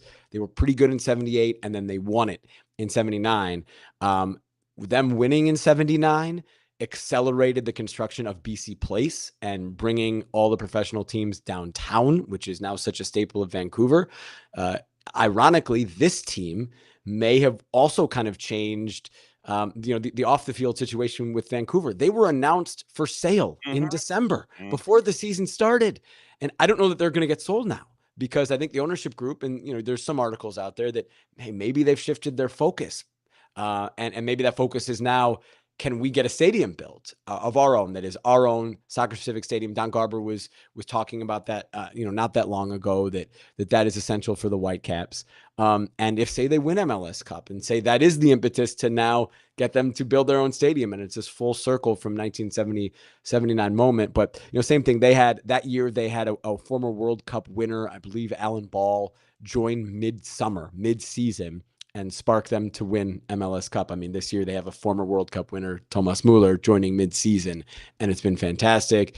They beat the New York Cosmos twice during the regular season, which was, the Cosmos were the Inter Miami of the day, right? They had all the world superstars. They played them twice in the regular season. Exactly. It was after Pele. I know, but still, you said it's the Cosmos. same thing. Pele was there apparently, right? Just like on the sideline. And so they beat them twice in the regular season, and then they met them in what was the semifinal. So not the soccer bowl as it's known, but the semifinal of the playoffs, and they won again. So Vancouver beat Miami twice this year, right? In CONCACAF Champions Cup, and now they meet them. This time it's the final game, but it's the Cosmos equivalent. So it's just an interesting parallel between that 1979 team. That was the only time the Whitecaps have won a league champion, or a first division championship. So no, look, I try to get back to your original question. I'm a routine guy, and so I try to keep my routine pretty much the same. There's just a few more things, because it's a final, that you want to make sure you have down to make sure you get the proper context of MLS Cup. All right. So outside of X's and O's, I want to ask a Jimmy's and Joe's question here. Okay.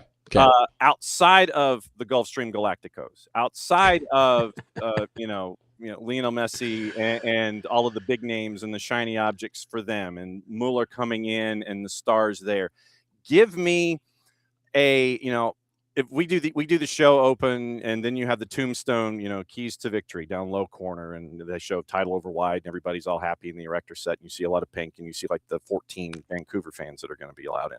I hope it's more than 14. I know. It's like, we're only going to give you 50 tickets. That's the thing, right? Look, we know it was not a problem in Atlanta. I was there in 2018 with the Timbers, calling that game on the radio, and there were thousands of Timbers Army fans, because the building fits 75,000 people or whatever. So, but it is, of course, look, it's something that everybody needs to balance. And every time there's, an MLS Cup in a smaller venue, the number of away tickets available, yada, yada. It's just the reality of it. Yes. Anyway. So outside of all the star power, and yes, proper hydration, we believe in that here. Yeah. I the throat is that's the most important prep for the week, is making sure that, and there's so many people around. So I'm like, I need to limit how much I talk. You got to low gear it for most of the time, or sit there and have like a sign around your neck. It's like, I'm preserving my voice.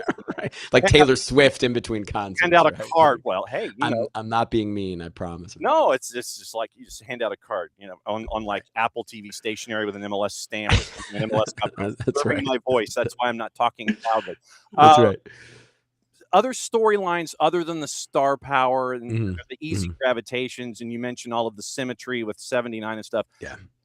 From the starting 11s that you anticipate, is there a matchup that you're kind of sitting there and is in the Jake Zivin spot shadow more than anything else? Yeah, I mean, look, first of all, the Jake Zivin spot shadow when it comes to matchups is a shadow that should be and is overwhelmed by the Taylor Twellman spot shadow when it comes to, because no, look, that's his role on the broadcast, right, is to point that stuff out. But I think Vancouver's midfield might be the best midfield in Major League Soccer. Kubas he's a great player.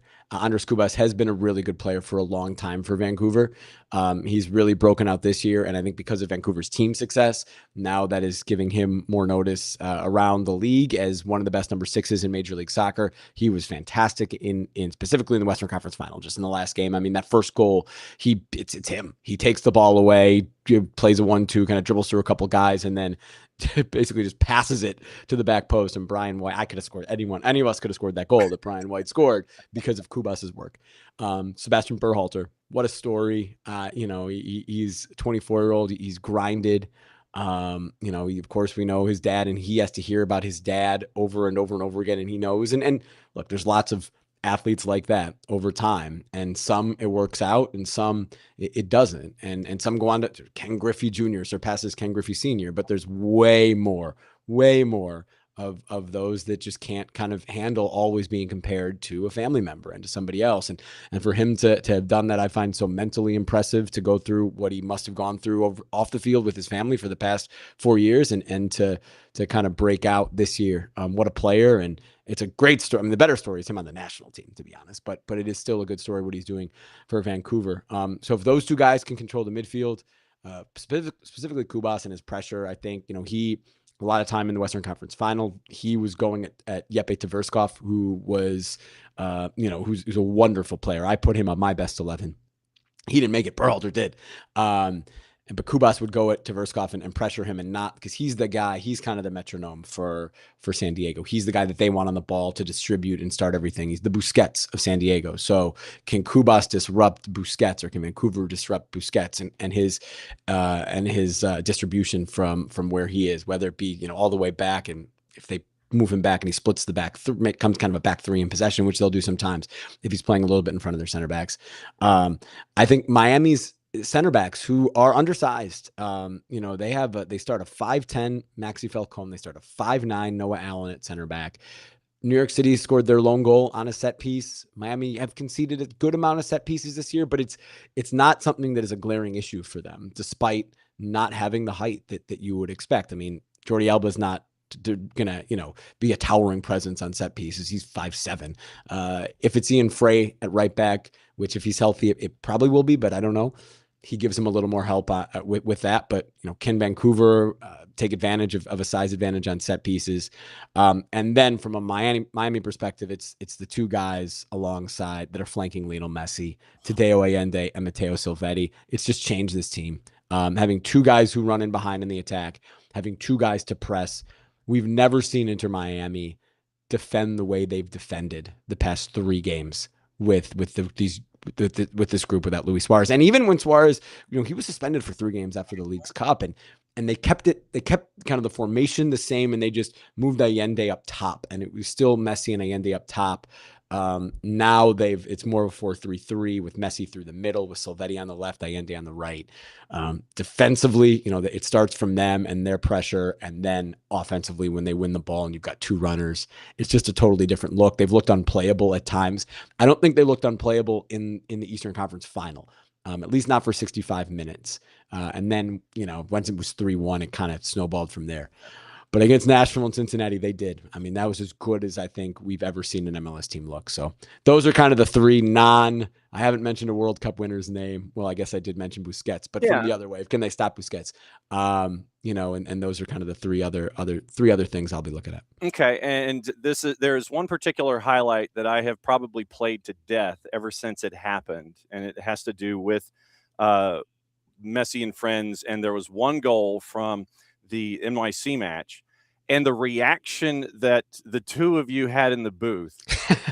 And so I'm going to play it again. All right. And I want to say, once again, courtesy of our friends at Apple TV and Major League Soccer. Yes. This goal, and even when you hear it, the moment that the pass. I know what the goal is going to be. Capital P happens, and you just kind of sit there, you're like, yep, here we go. Here's the highlight. Jake knows this call. Right foot. Wasn't it? I'm not responsible. Absolutely. I wouldn't touch that. Oh, Allende. Is it 5? A hat trick for Allende!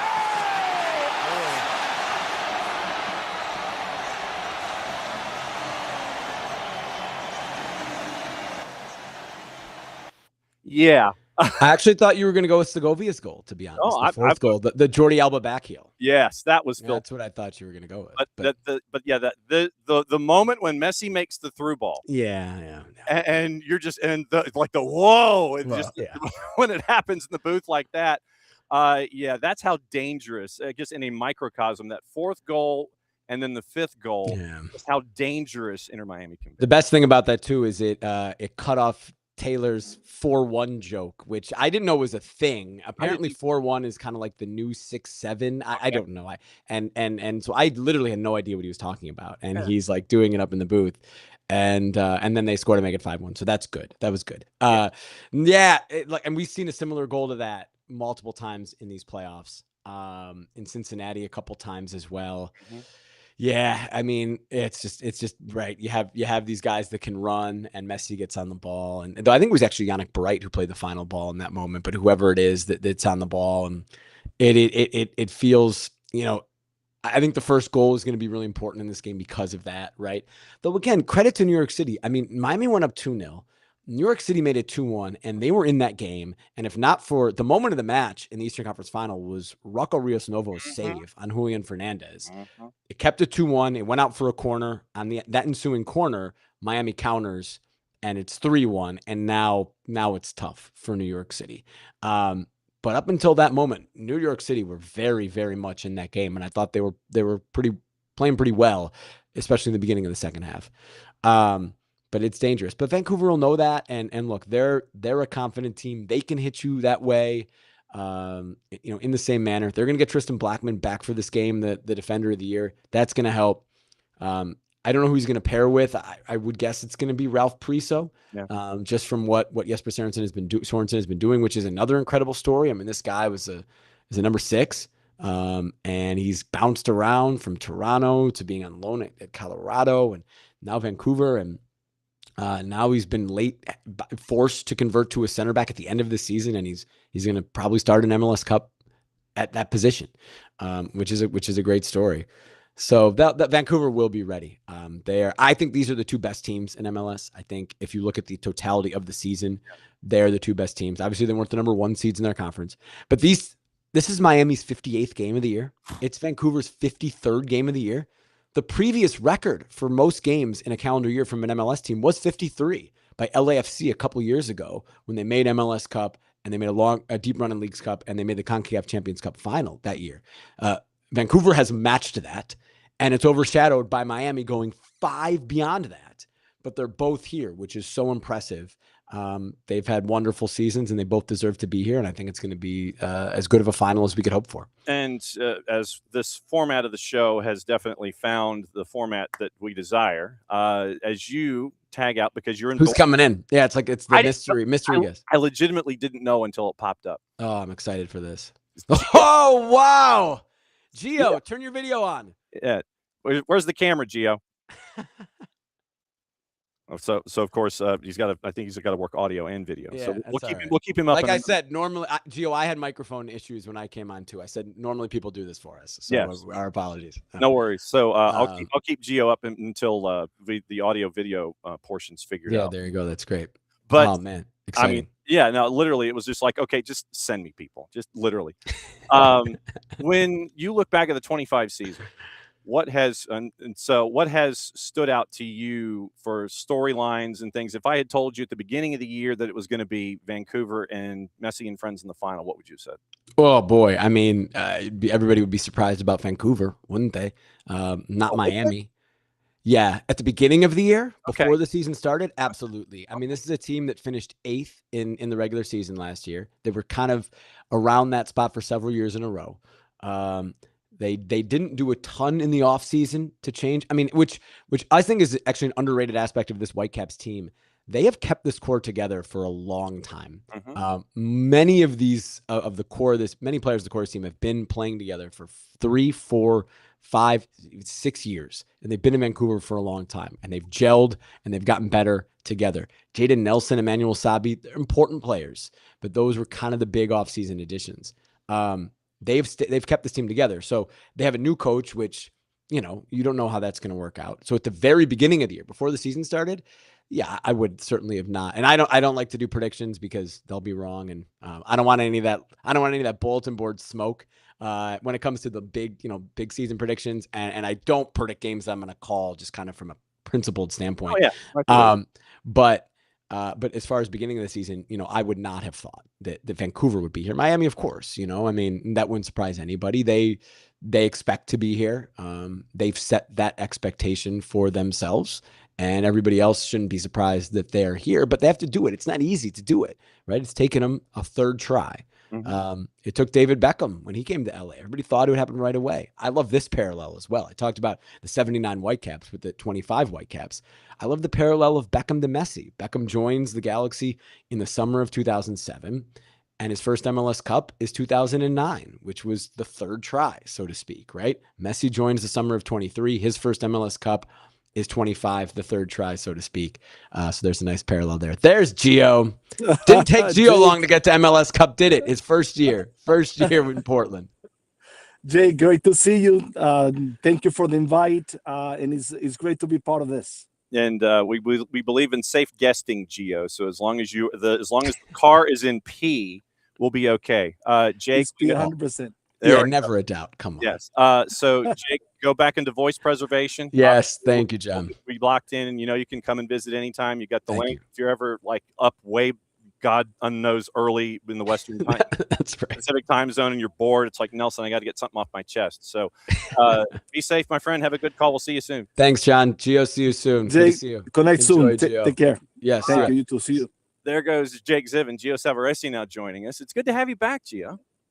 Great to be back. Great to see Jake. When we were together in Portland, it was great to be able to share so many great moments.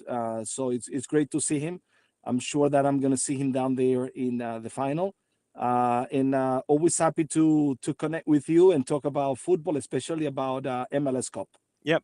So what's it like for you on this side of the desk, preparing for an MLS Cup, doing the TV thing? What's it like for you on this side, getting ready for it? How different is it from when you were a coach prepping for MLS Cup? Oh, I mean, I had the fortune in MLS to be twice in MLS Cup and, in MLS back tournament as well, 3 finals.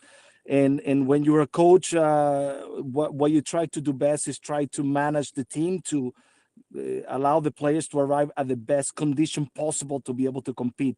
Now, for what I'm doing is try to prepare as well to make sure that I can provide to the viewers and the people around, the best coverage and the best understanding of the magnitude of this big final. And always happy, and it doesn't happen often, that I think the right 2 teams are in the final.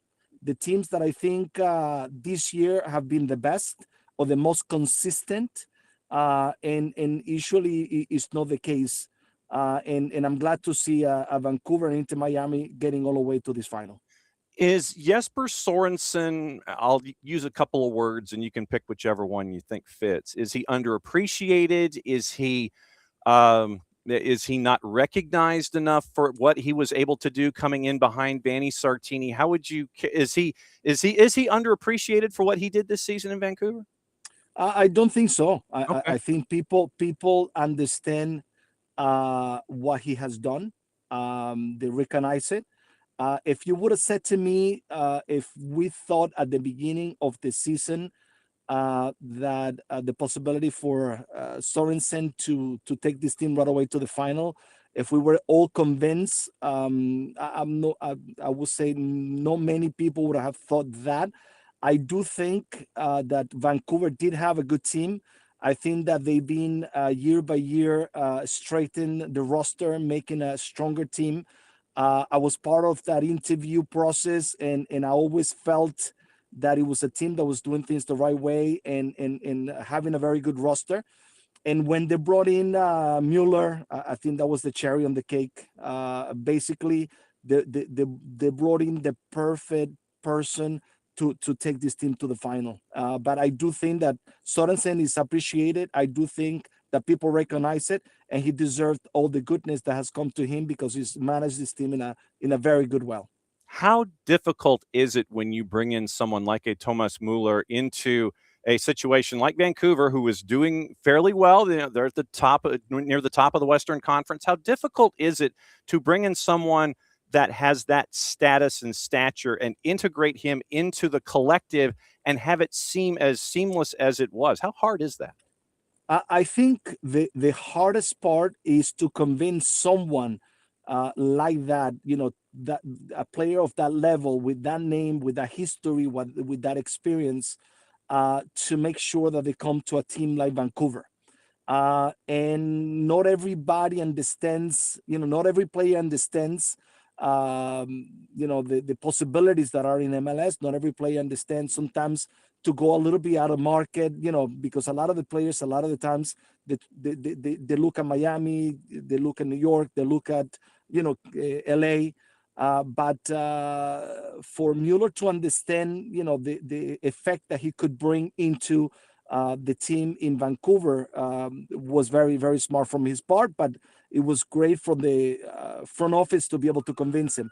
I think once you're a coach, I think the most important part, and I went through it with Raul when he came to the Cosmos, I think is that the player is, that comes in respects you, understand that, that you're ready to be able to manage the team, feels that, with the players and with the coach, that player can win because they are at a high demand when they arrive. And I think everybody actually around that player, like in this case, everybody's going to elevate the level. So I think once the player is inside and he respects the coach, I think just things are very easy because he will help in so many ways to make the team better. Gio Savarese, one of our surprise guests here on the 2 Hours of Chaos, previewing MLS Cup, hanging out here on the morning show. You opened a New York Cosmos NASL door, and so I'm sure that there are folks who are watching in the southeastern United States are sitting there going, "Yep, I remember that Silverbacks game at Silverbacks Park with the Cosmos and all." Yeah, they remember all of that stuff. How difficult is it when you're coaching, preparing for a championship, to make sure that all of the distractions aren't taking hold of everything, and that you have to focus on what's happening in front of you? How hard is it to tune every guys like us out so you can actually coach and get ready for a final? I think that's you hit it on the nail. That's the most difficult thing to manage. I think that's the most important because there's so many distractions in that week. And I won't put it on the media. I think the distractions is more on, getting to the final day by day, the families that want to be in the stadium, they going into a place a little earlier, and then having to manage the tickets and who's coming, who's the family that's going. So those things are the things that actually take you more time to manage than actually preparing the team for the game. Because I think the reason that these two teams arrive is because they have been well coached, they have been well instructed, they have planned games in a good way, and they have performed and executed what they needed to do on the field. And it's not going to be any difference on the final. But the other part that I told you, just it gets busier with the media, but the bigger thing is, the family, the friends, the people, they understand, how to manage a final as well, because sometimes if you haven't been in a final, it requires something different, and it's the same to say you don't play a final, you win a final. And only those players that have been there understand what that means. And I'm sure that both teams have, two players that are going to be, in very important, like Mueller and Messi. They have been in plenty of finals, and I'm sure that they're going to, be able to help the coaches manage this week for this final. So then you have Messi, Alba, Busquets, Rodrigo de Paul. They've been there on the world stage. They know what it takes.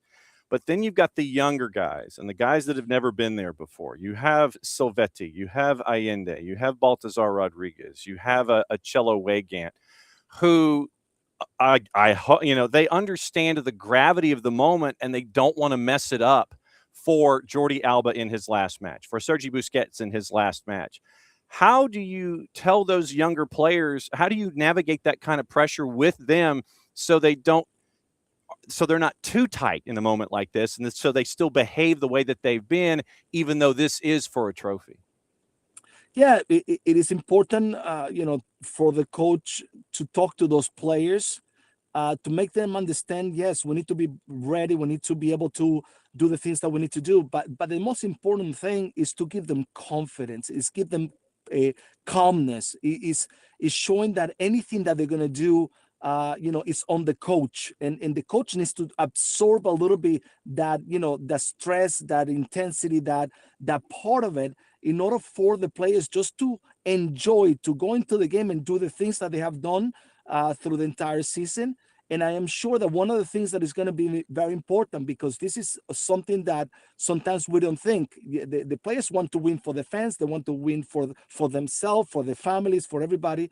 But they don't want to disappoint their most valuable player. Yeah. And that is the thing that I think keeps them at a higher level coming into it. And if you as coach understand how to be able to talk to them, to take a little bit that stress and pressure out of them, and you take it to yourself, then you're going to have a more prepared player to be able to play a final. Getting ready for the media side of things. Dio Savarese hanging out with us here, breaking down MLS Cup. What have you thought about what Javier Mascherano has done as a coach this year, where I think in a lot of circles he was probably disrespected a lot? Oh, he's never done team. He's never done something like this. He's done national team stuff. He's done U20. He's never done team stuff. What have you thought about how he's handled all of the arrows and the folks, throwing shade at him this year? Yeah, I think at the beginning, many people spoke about, the moments that he hasn't succeeded as a coach with the national team under 20s. And the expectation at the beginning was, this is a coach that comes in because the environment felt that was the right person to be able to be with the players that he already knew. So many of us, and I include myself, I didn't think that he was experienced enough to be able to be at that moment the coach of the team and to manage the players with the tactical ability that this season demanded, with so many tournaments that they have to play. With the Club World Cup, Leagues Cup, US Open Cup, MLS, I can keep on going, and that's why they play so many matches. But what I have to say is I think through the year, he grew. It's like, he was smart enough to be, he's always been a football player. I play against him when he was in the national team. I know the quality that he has. I understand the level of understanding for soccer, especially as a defensive mid. But I do think that he grew in this season. He learned, he understood how to listen to players and not only be a coach that, will demand things. He also took the players and said, these players have experience, let me match up. And we see moments that they're being very good, and some of them moments maybe that they weren't as good. But I think he found the recipe at the end. At the last few games, he understood this is the best team if I want to win, and this is how I'm going to manage it. And I think he took a decision that I didn't think he would take as a coach, that I felt at the beginning was a little bit inexperienced, that is to leave one of the best players out, which is Suarez, because he recognized that this team can be better by pressuring a little bit higher, by having players that can run a little bit more, and that way they can keep the ball, and when they lose it, not be so vulnerable defensively. So I got to give him so much credit, and I think besides the players and the quality that they have, he has done a great job to take this team not only to the final, but to compete through the entire year in every competition that they have had. Okay, 2 more questions, and then you can pack and get ready to go down to South Florida. I have my incredibly scientific rundown of who they think is going to win. I have the Messi and Friends category here, which is empty right now. I have the Vancouver category, where everyone seems to be going, that they think that Vancouver is going to win. Sammy Sadovnik says it's going to take more than 90 minutes. He didn't have a prediction, but he said it was going to be more than 90 minutes. And both Kevin, Egan, and Jake Zivin said that they don't know, and they love their children equally, and they don't want to give a prediction because they don't want to get in trouble. So what category are you in, sir, when it comes to this matchup? There's so much to talk about. I mean, I like both teams, and I will say one of the teams. I'm not gonna stay stuck in the middle. I do think that both have the equal rights to say, why they can win this final. I think Vancouver has done a great job. This is a team that went through so much experience. They lost in the Conca Champions, a very important final. And now with Vancouver, they look like everything that they do is right. They look convinced, they look ready, they look that no one can, take away this MLS Cup. And even though I feel that they win, there's something that stops me all the time to tell me, remember, on the other side, there's a guy called Messi, and he plays at home. So I am going to say that as much as I think that Vancouver all along was going to be the winner, I'm going to tell you, Messi is not going to lose this final. Okay. Messi with his teammates, they're going to find a way, but I do believe that might take more than 90 minutes as well. Okay, so Gio goes in two categories. He goes for Messi and friends, and he also goes more than 90 minutes. Now, my last question, and you can answer it if you want. It's an Atlanta United question because folks are asking in our conversation that we have with our viewers and our listeners. Tata Martino is now come back for round number 2 to be the head coach at Atlanta United. Your name had been floated out there in reports as to, yes, you interviewed. Yes, no, we didn't. We don't know how far down he went. You can answer the question if you want. I'm giving you that option to do so. But your name had come up in conversations for the Atlanta United vacancy when it was available at the end of last season. Do you want to address that at all publicly? I have no problem. Okay. I mean, I've always been an honest person. I believe that when I get a question, I try not to go around it. And the reality is that, yes, I was part of the process. I felt that Atlanta is one of the super clubs in Major League Soccer. When I say super clubs, is that has everything to be successful. People, fans, stadium, infrastructure, and anybody that has the opportunity to be able to coach a team like Atlanta has everything to be able to be successful. I believe that in this interview, process, there was a very important coach called Tata Martino, who has great history in the location. That I remember maybe more than anybody else that he wants an MLS Cup for due reasons. But I do think that this team deserves much better than what they went through last year. And wish the best to Tata Martino, to the fans, to the club, and I hope that they can show all that that I believe makes them be a super club. So. For my part, I was just content to be part of the process. Okay. So what are your travel plans? Are you packing? You're packing your bags today and heading down to MLS Cup? What's the deal? Yes. Today, a little bit later, in a couple of hours, I'll be traveling down there, preparing, watching practice, getting the vibe of the final. The final is to be enjoyed not only by the game, but everything that surrounds the final. And this will be the second one looking from the outside, and I'm sure I'm going to enjoy it. I'm looking forward because I feel that it's going to be a great final, especially because the two teams that I think deserve to be are there participating. From your lips, Coach.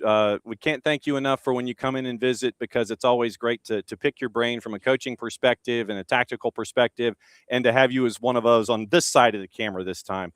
When it comes to all of it. Gio, great to see you, my friend. Safe travels. We'll be watching this weekend at MLS Cup, and don't be a stranger. We'll catch up soon. Definitely we will. Thank you. Take care. See you there. Bye-bye. You got it. There's Gio Savadesi, everybody. And so okay, so let's take stock here for a second. We had Jess Charman, Kyndra D. St. Aubin, Sammy Sadovnik, Kevin Egan in the lobby in the hallways at CBS Miami, Dax McCarty, Jake Zivin, and Gio Savarese. I got to write all this stuff down because when I'm writing like Twitter handles and stuff, when we're doing the promotions and everything, we did send out the bat signal to Tyler Terrans, but considering he's like 2 weeks to getting into being married, and I've seen the photos from the reception and everything. Congratulations, obviously, to Tyler, and we need to probably send him a wedding gift. But that's a heck of a show. So we had 7 guests in an hour and 53 minutes talking about MLS Cup. And so like I said, what we try to do is on decision day, opening day, and this day is to have these shows to focus on our friends at Apple TV. And I'm glad that Kevin was in the car and he got to show Kirk Reynolds to everybody. Kirk has been the mastermind of these.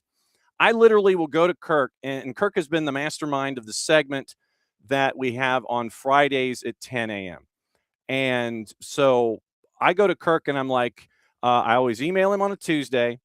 And I go, hey, this is me emailing you on a Tuesday. Who can you grab for Friday? And what I wanted to do with that segment is have as many of the voices for Apple TV and MLS that are on during the year.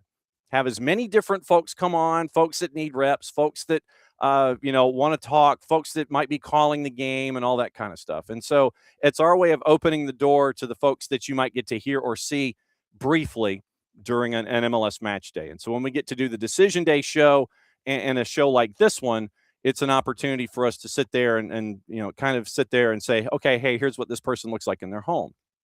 Here's what Kyndra D. St. Aubin looks like when it's -8 outside in Minneapolis.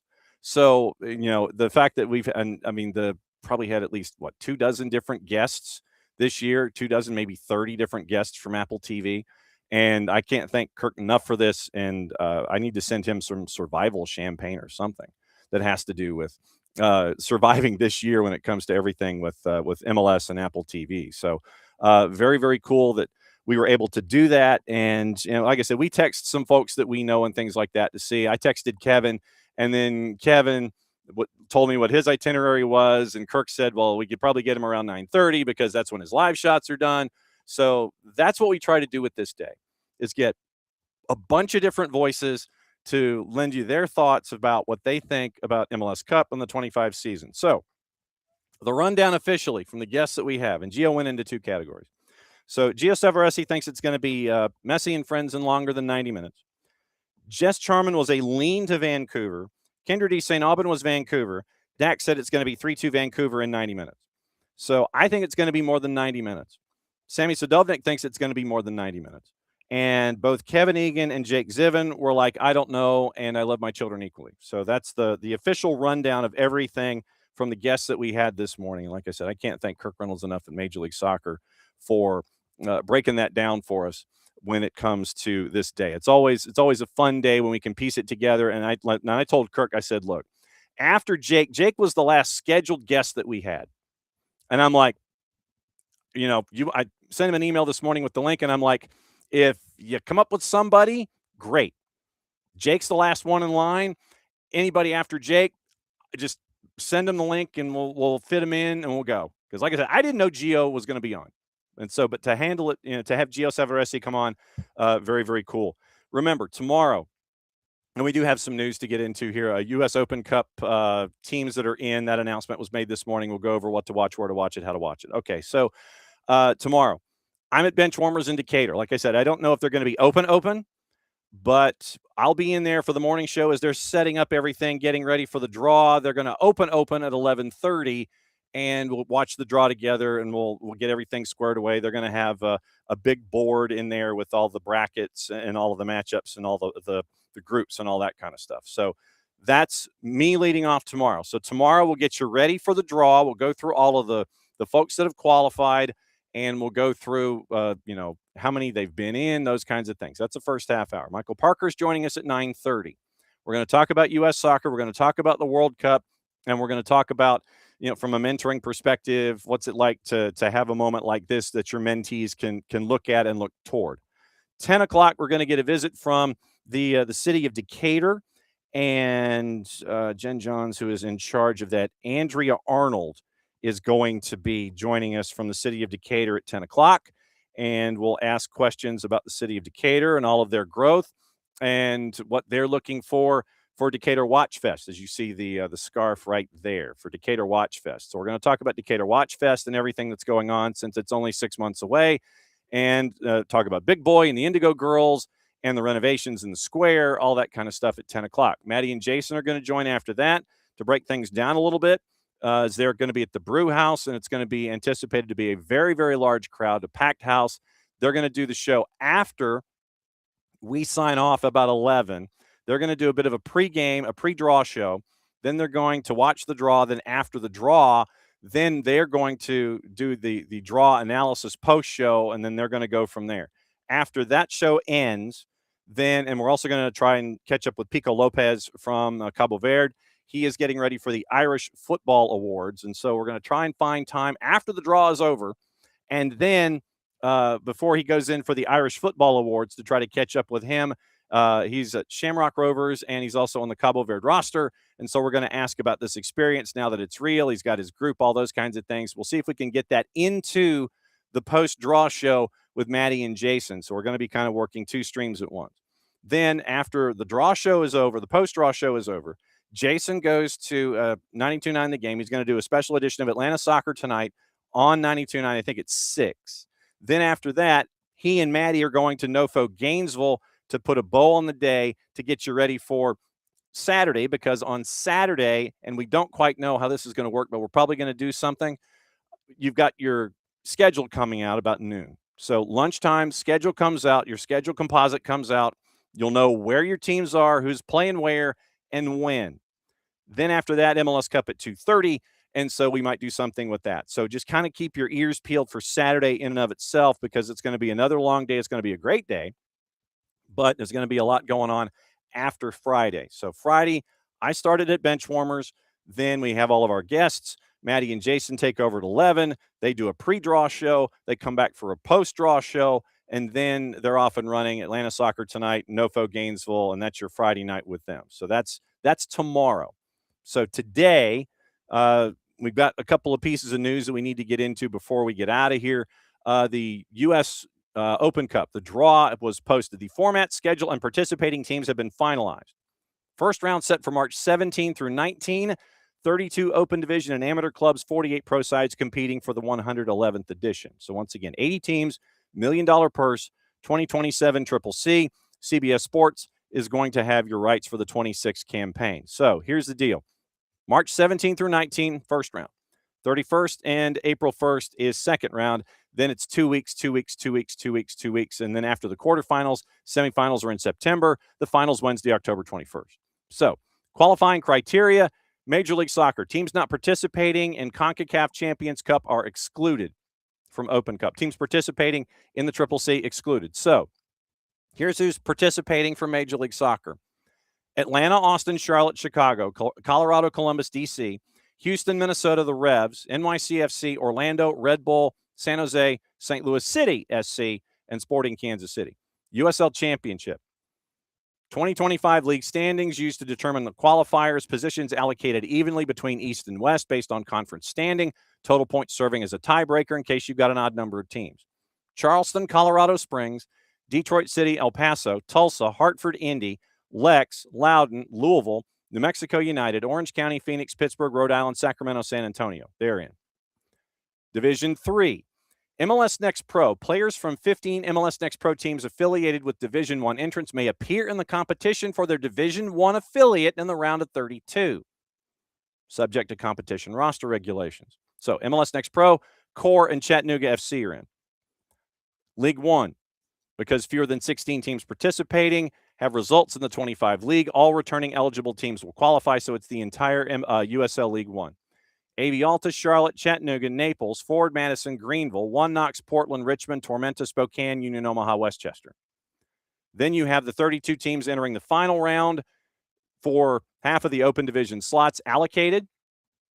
Qualifying round participants, you have 16 that have earned buys.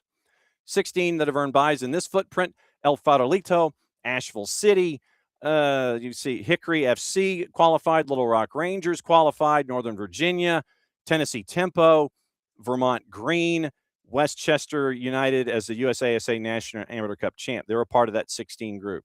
Qualifying round participants include Badgers out of Boynton Beach, Florida, FC America CFL Spurs out of Orlando, Kalanji Pro Profile from Decula, Red Force out of Miami, and Virginia Dream in Arlington, Virginia. So at least we now know what it's going to look like for the 80 teams that are going to be chasing MLS, the Open Cup here in 2025. Drew Fisher has been named the man in the middle, and this was the one question I didn't quite get to have answered. Drew Fisher is the man in the middle for MLS Cup.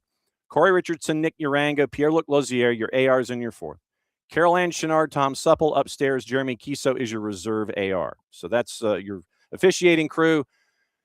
Hopefully Drew Fisher will be locked in, because there have been times where Drew Fisher has kind of gone walkabout, and we'll see what it looks like. But Drew Fisher is going to be the man in charge when it comes to the matchup this weekend. A couple of other things going on.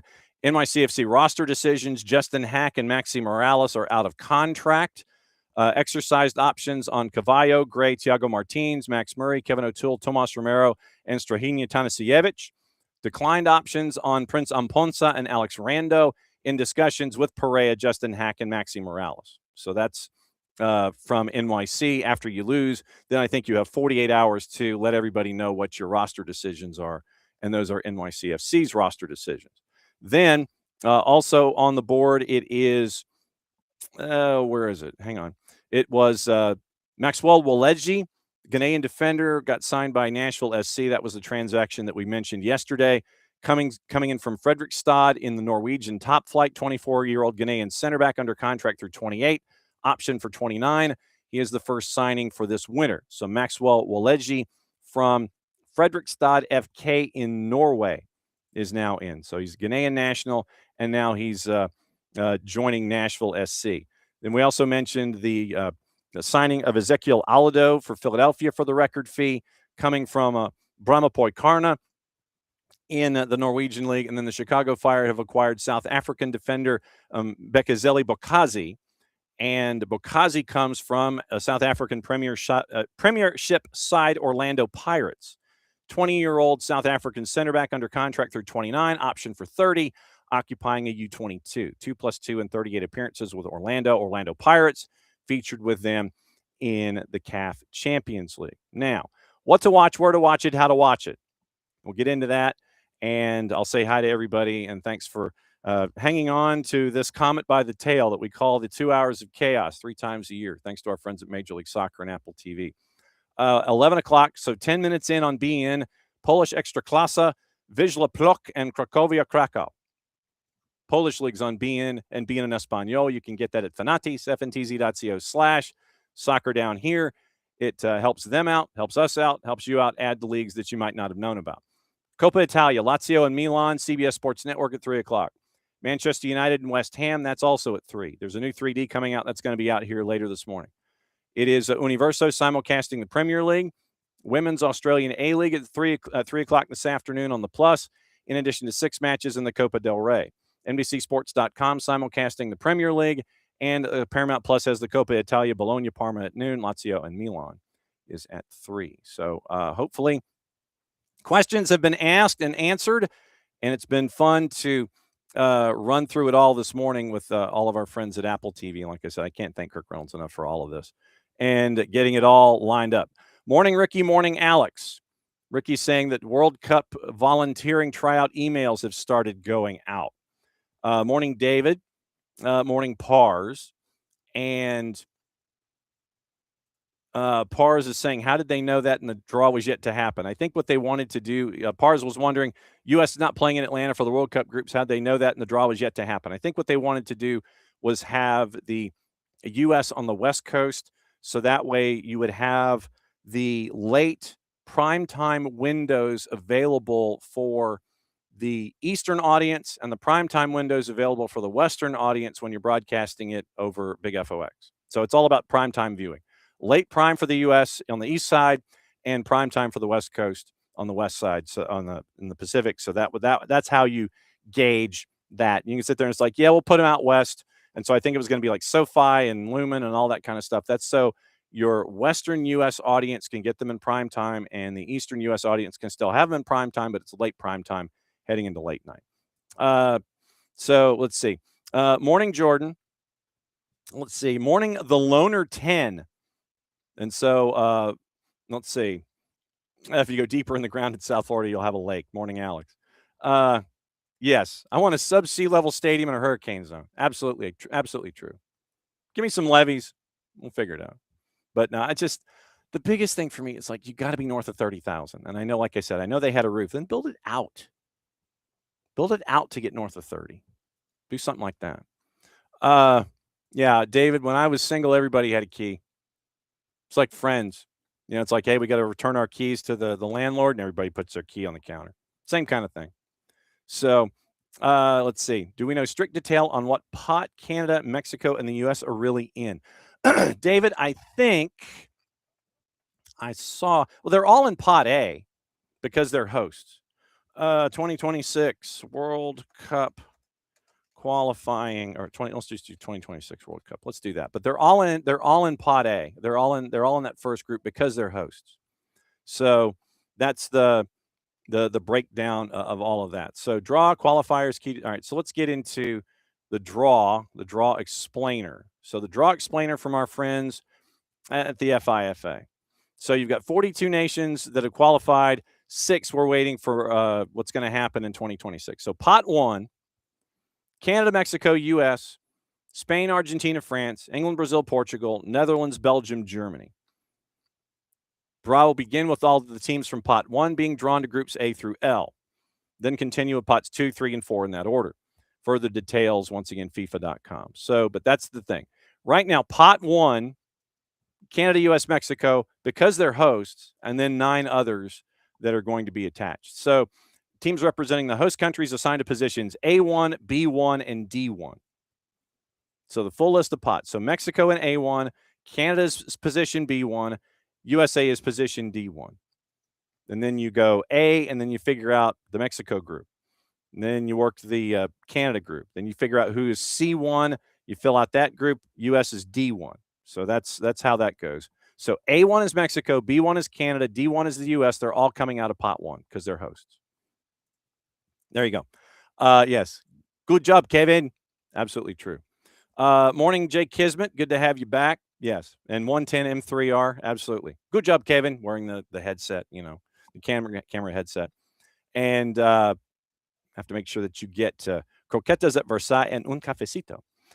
Jordan, I hope that answered your question. I hope it did. Messi, Nawabi 1719. Good morning. Yes, the GOAT. The Loner, yes. Loner, he is calling the final. He and Taylor are calling the final.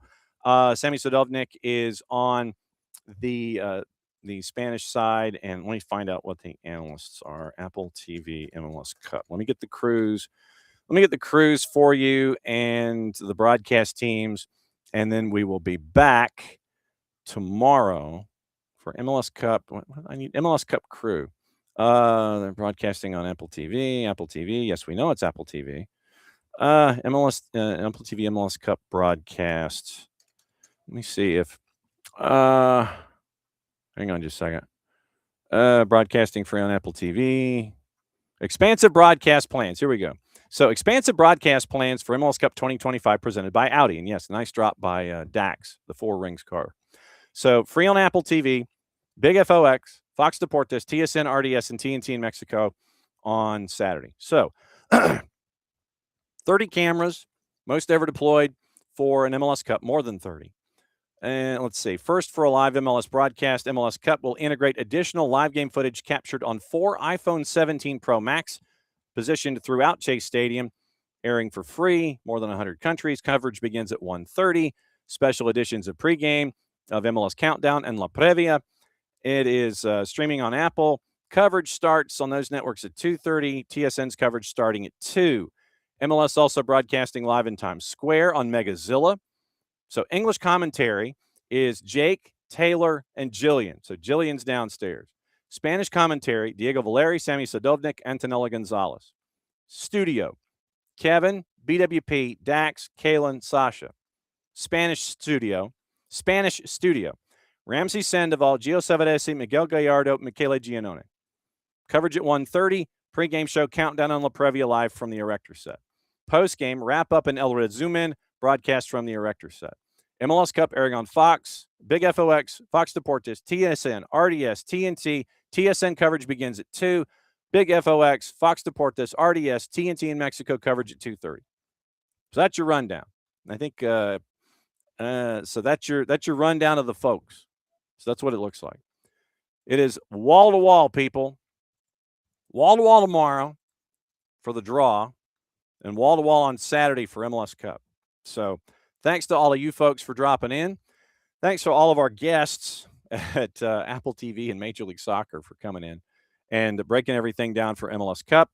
And we'll be back at it again tomorrow. Like I said, we'll be at bench warmers to start the day while they're getting everything set up, and let you know what's going on there as they get ready for opening the doors. Like I said, I don't know if they'll be open if you want to come in and visit, but we'll be on the air 9:05 we'll go till about 11, hand it off to Jason and Maddie, and they'll be off and running from Brew House for the rest of the day. I'll be there at bench warmers through the draw, and we'll get everything squared away there, and we'll watch together, and we'll sit there, and we'll find out what the groups look like. So that is another go-round of SDH AM.